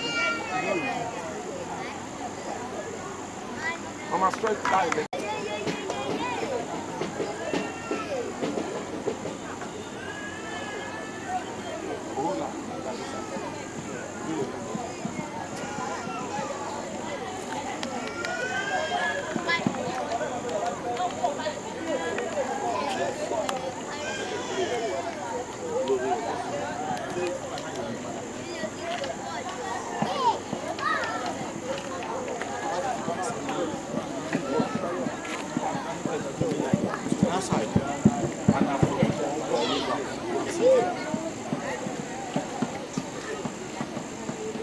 Let us take from you.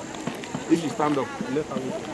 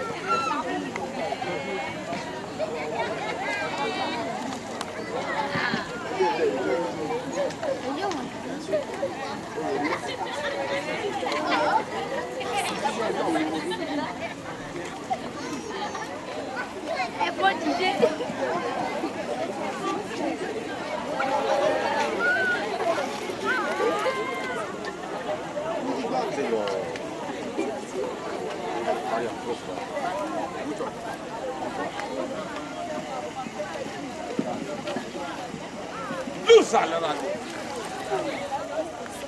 Some of these people they need deliverance because they are bringer.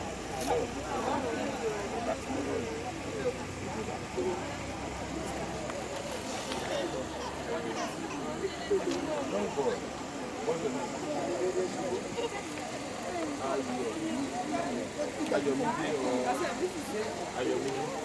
I release you in the name of the Lord. I release you from every bondage in the flight.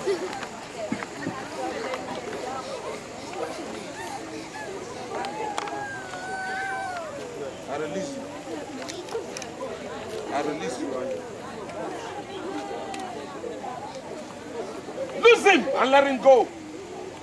A command from Jesus at once must be obeyed. Lose him and let him go. Be free in Jesus' name.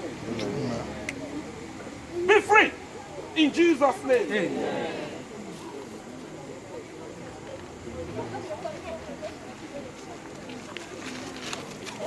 La Joko.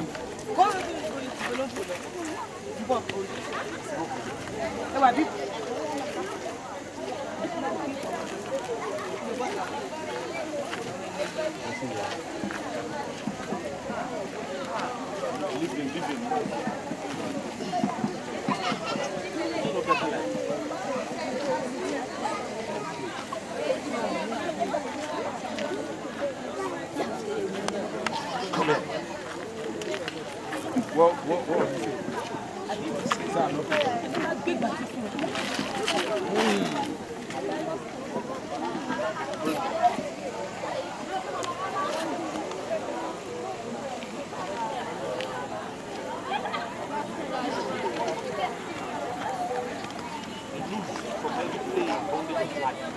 From every oppression of spirit, be loosed in the name of Jesus. Be free. Be free completely. Whom the Son set free. Out of him in the name of Jesus. Out of him in the name of Jesus.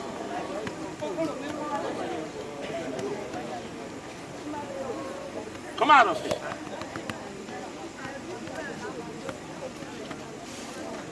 Be free. Bring him. Shout Jesus. Shout Jesus. Jesus, loud. Loud. Loud.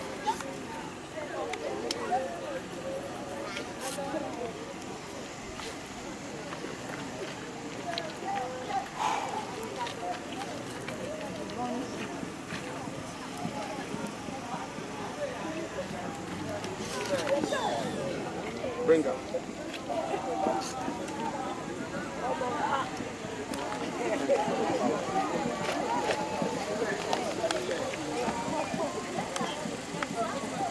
Shout Jesus. Loud. Loud. Loud. Loud. Loud. Jesus!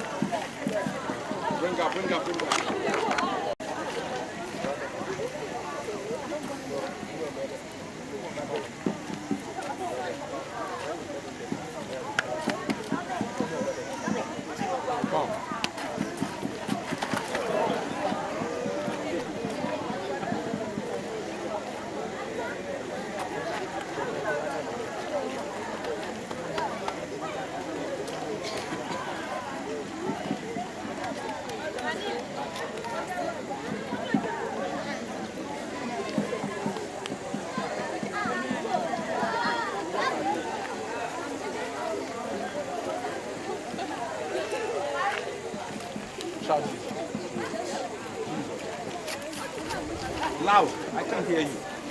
I can't hear you. Jesus. Loud. Jesus. Jesus. Jesus. Jesus.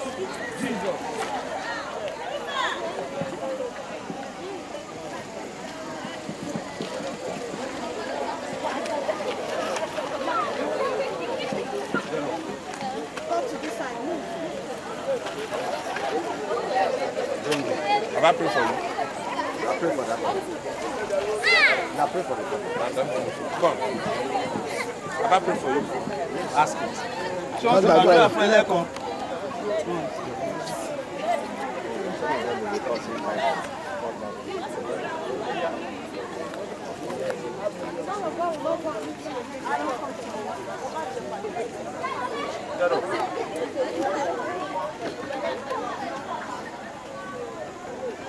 Jesus, I thank you. Jesus, I thank you. Jesus, I thank you. Jesus, I thank you. No, shout Jesus. Shout Jesus. Jesus. So that I can hear him. Jesus. Say it loud. Jesus. Jesus.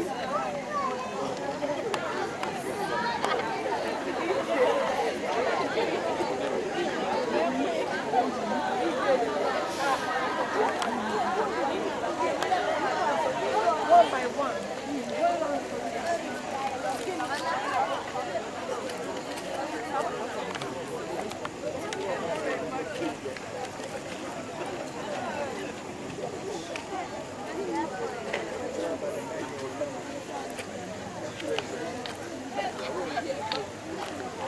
Move to this side. Move.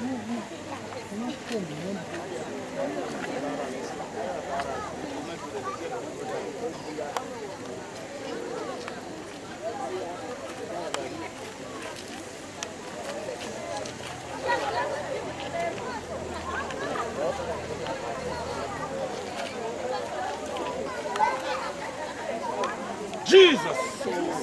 Loud. Loud. Loud. Loud. Loud. Loud. Loud. Loud. Oh, Jesus. Jesus. Jesus.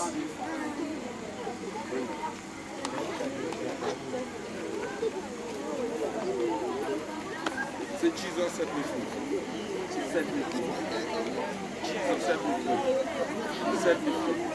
Set me free.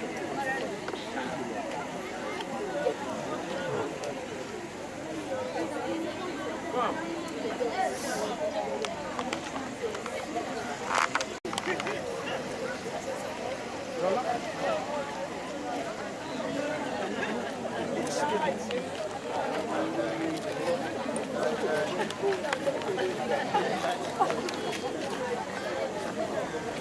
Say Jesus.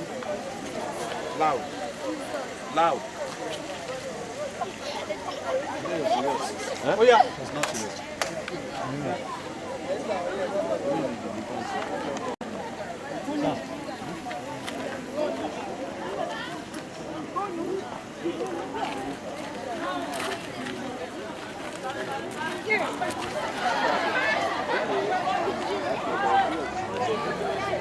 Come man. No, this Jesus. What is that like that?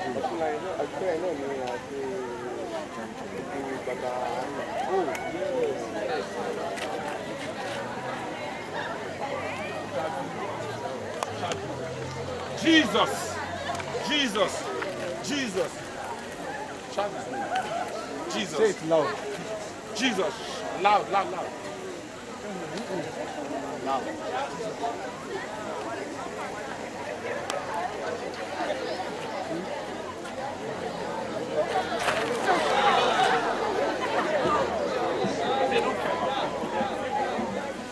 All right.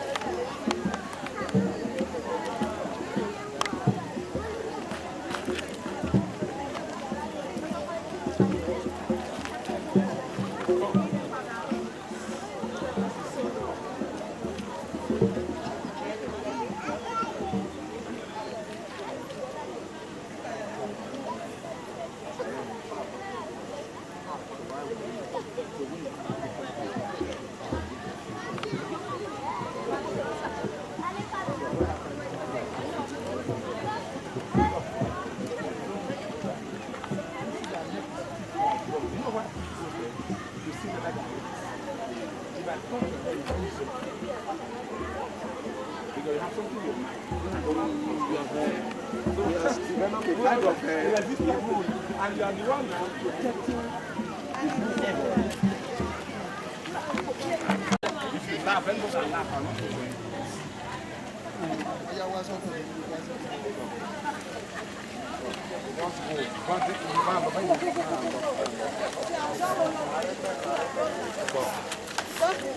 Yeah, when you are touched, just go.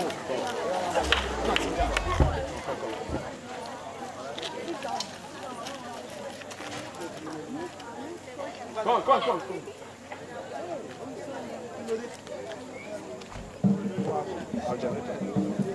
No time, generator.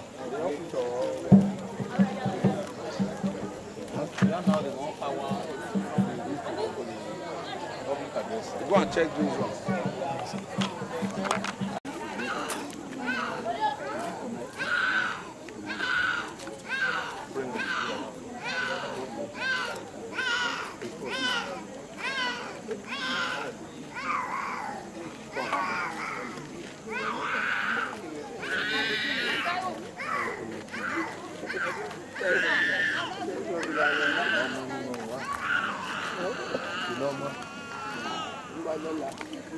Jesus, release this. That demon be broken. Lose her, let her go. Lose her and let her go. Amen. Lose her, let her go. Amen. Lose her, let her go in the name of Jesus. I release you, woman, from that bondage. Amen. Today, standing in the authority of the Lord Jesus, I command be released. Loose and be free. Move and be free. The power holding your child and your pregnancy in bondage and captivity, that power is broken. Today, that you may know that the Lord is here as He has sent me, I stand and I say, be released. Every spirit and every dominion holding you bound regarding your child, I break it in the name of Jesus Christ. Amen. Loose right now. Loose. Loose. Loose. Loose. Loose. In the name of Jesus. Loose and let her go. Loose and let her go. Spirit of death. Come out of her. Come out of her. Out of her. You have heard that band for years, but not anymore. The Lord Jesus is come, and a place is given to her in Christ. Today, by His great and mighty power, I release you, woman. Amen. I release you from that evil power holding your pregnancy. Be released. Loose. Loose. In the name of Jesus. Be released. Be restored. In Jesus' name, that demon be broken. Chains of wickedness. Loose. Out. Out. Out in Jesus' name. Out right now.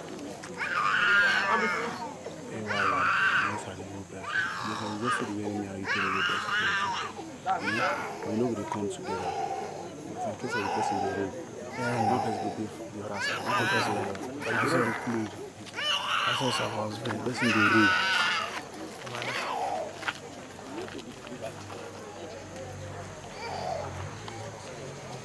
Come. Shout Jesus. Jesus. I can't hear you. If only I hear you, the devil will leave you. Come out! Out right now in the name of Jesus. Amen. Come out of her. You heard her bound that she may not progress. But the day the Lord set her free, Jesus, loose. Be free. Thank you, Lord.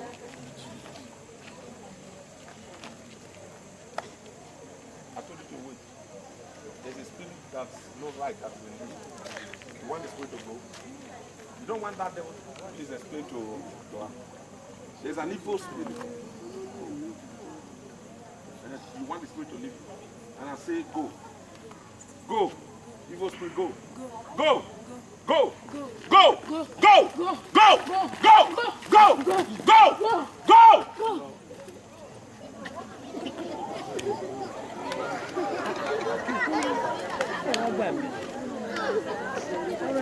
I stand in the name of Jesus and pray. I break that power. You will never In Jesus' name. Lose your power from every covenant that binds you together is broken. It's broken. Covenant is broken. Covenant is broken. It's broken. Loose. Loose that now. Come out of her. Out. Out of her. Come out. Out in Jesus' name. Out. Out right now. Loose that. Let her go. I stand in the name of Jesus Christ. I command, loose. Amen. Wherefore God has highly exalted him and given him a name that's above every other name. At the name of Jesus, every knee shall bow, of things in heaven, on earth, and beneath the earth. And every tongue shall confess that Jesus Christ is the Lord, to the glory of God the Father. Loose at once. Every chain and every band. Loose at once. Every spirit and every demon. Go! Be free. Be free. Be free. Be free.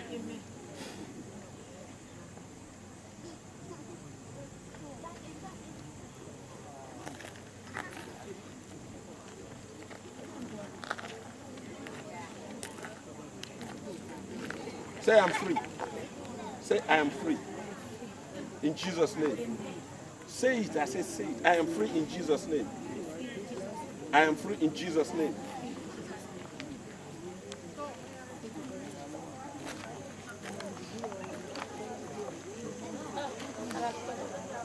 Jesus set this child free from this bondage for 4 years.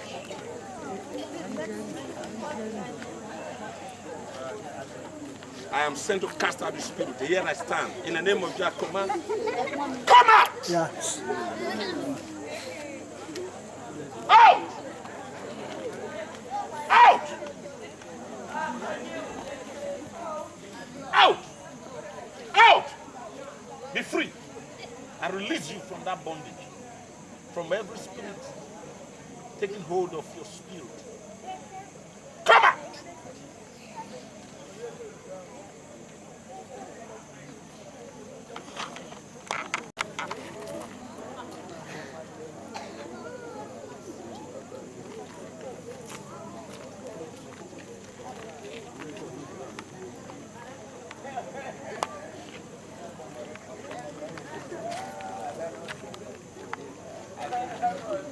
In the name of Jesus, I touch you with the power that you might be made free. Be released. Be released. Release. Be free. Be free. Free. Free. Free. Free in Jesus' name.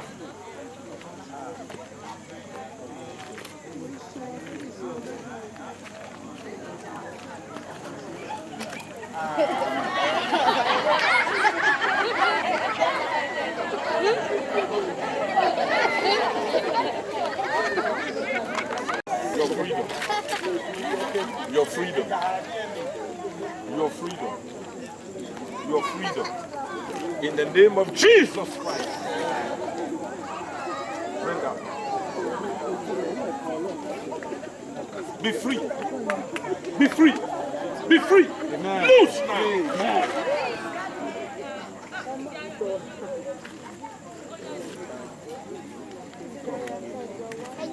Say, I'm free. Say it. I am free. In Jesus' name. Thank you. Our director has done. Yes. How do we not speak to this program about tomorrow?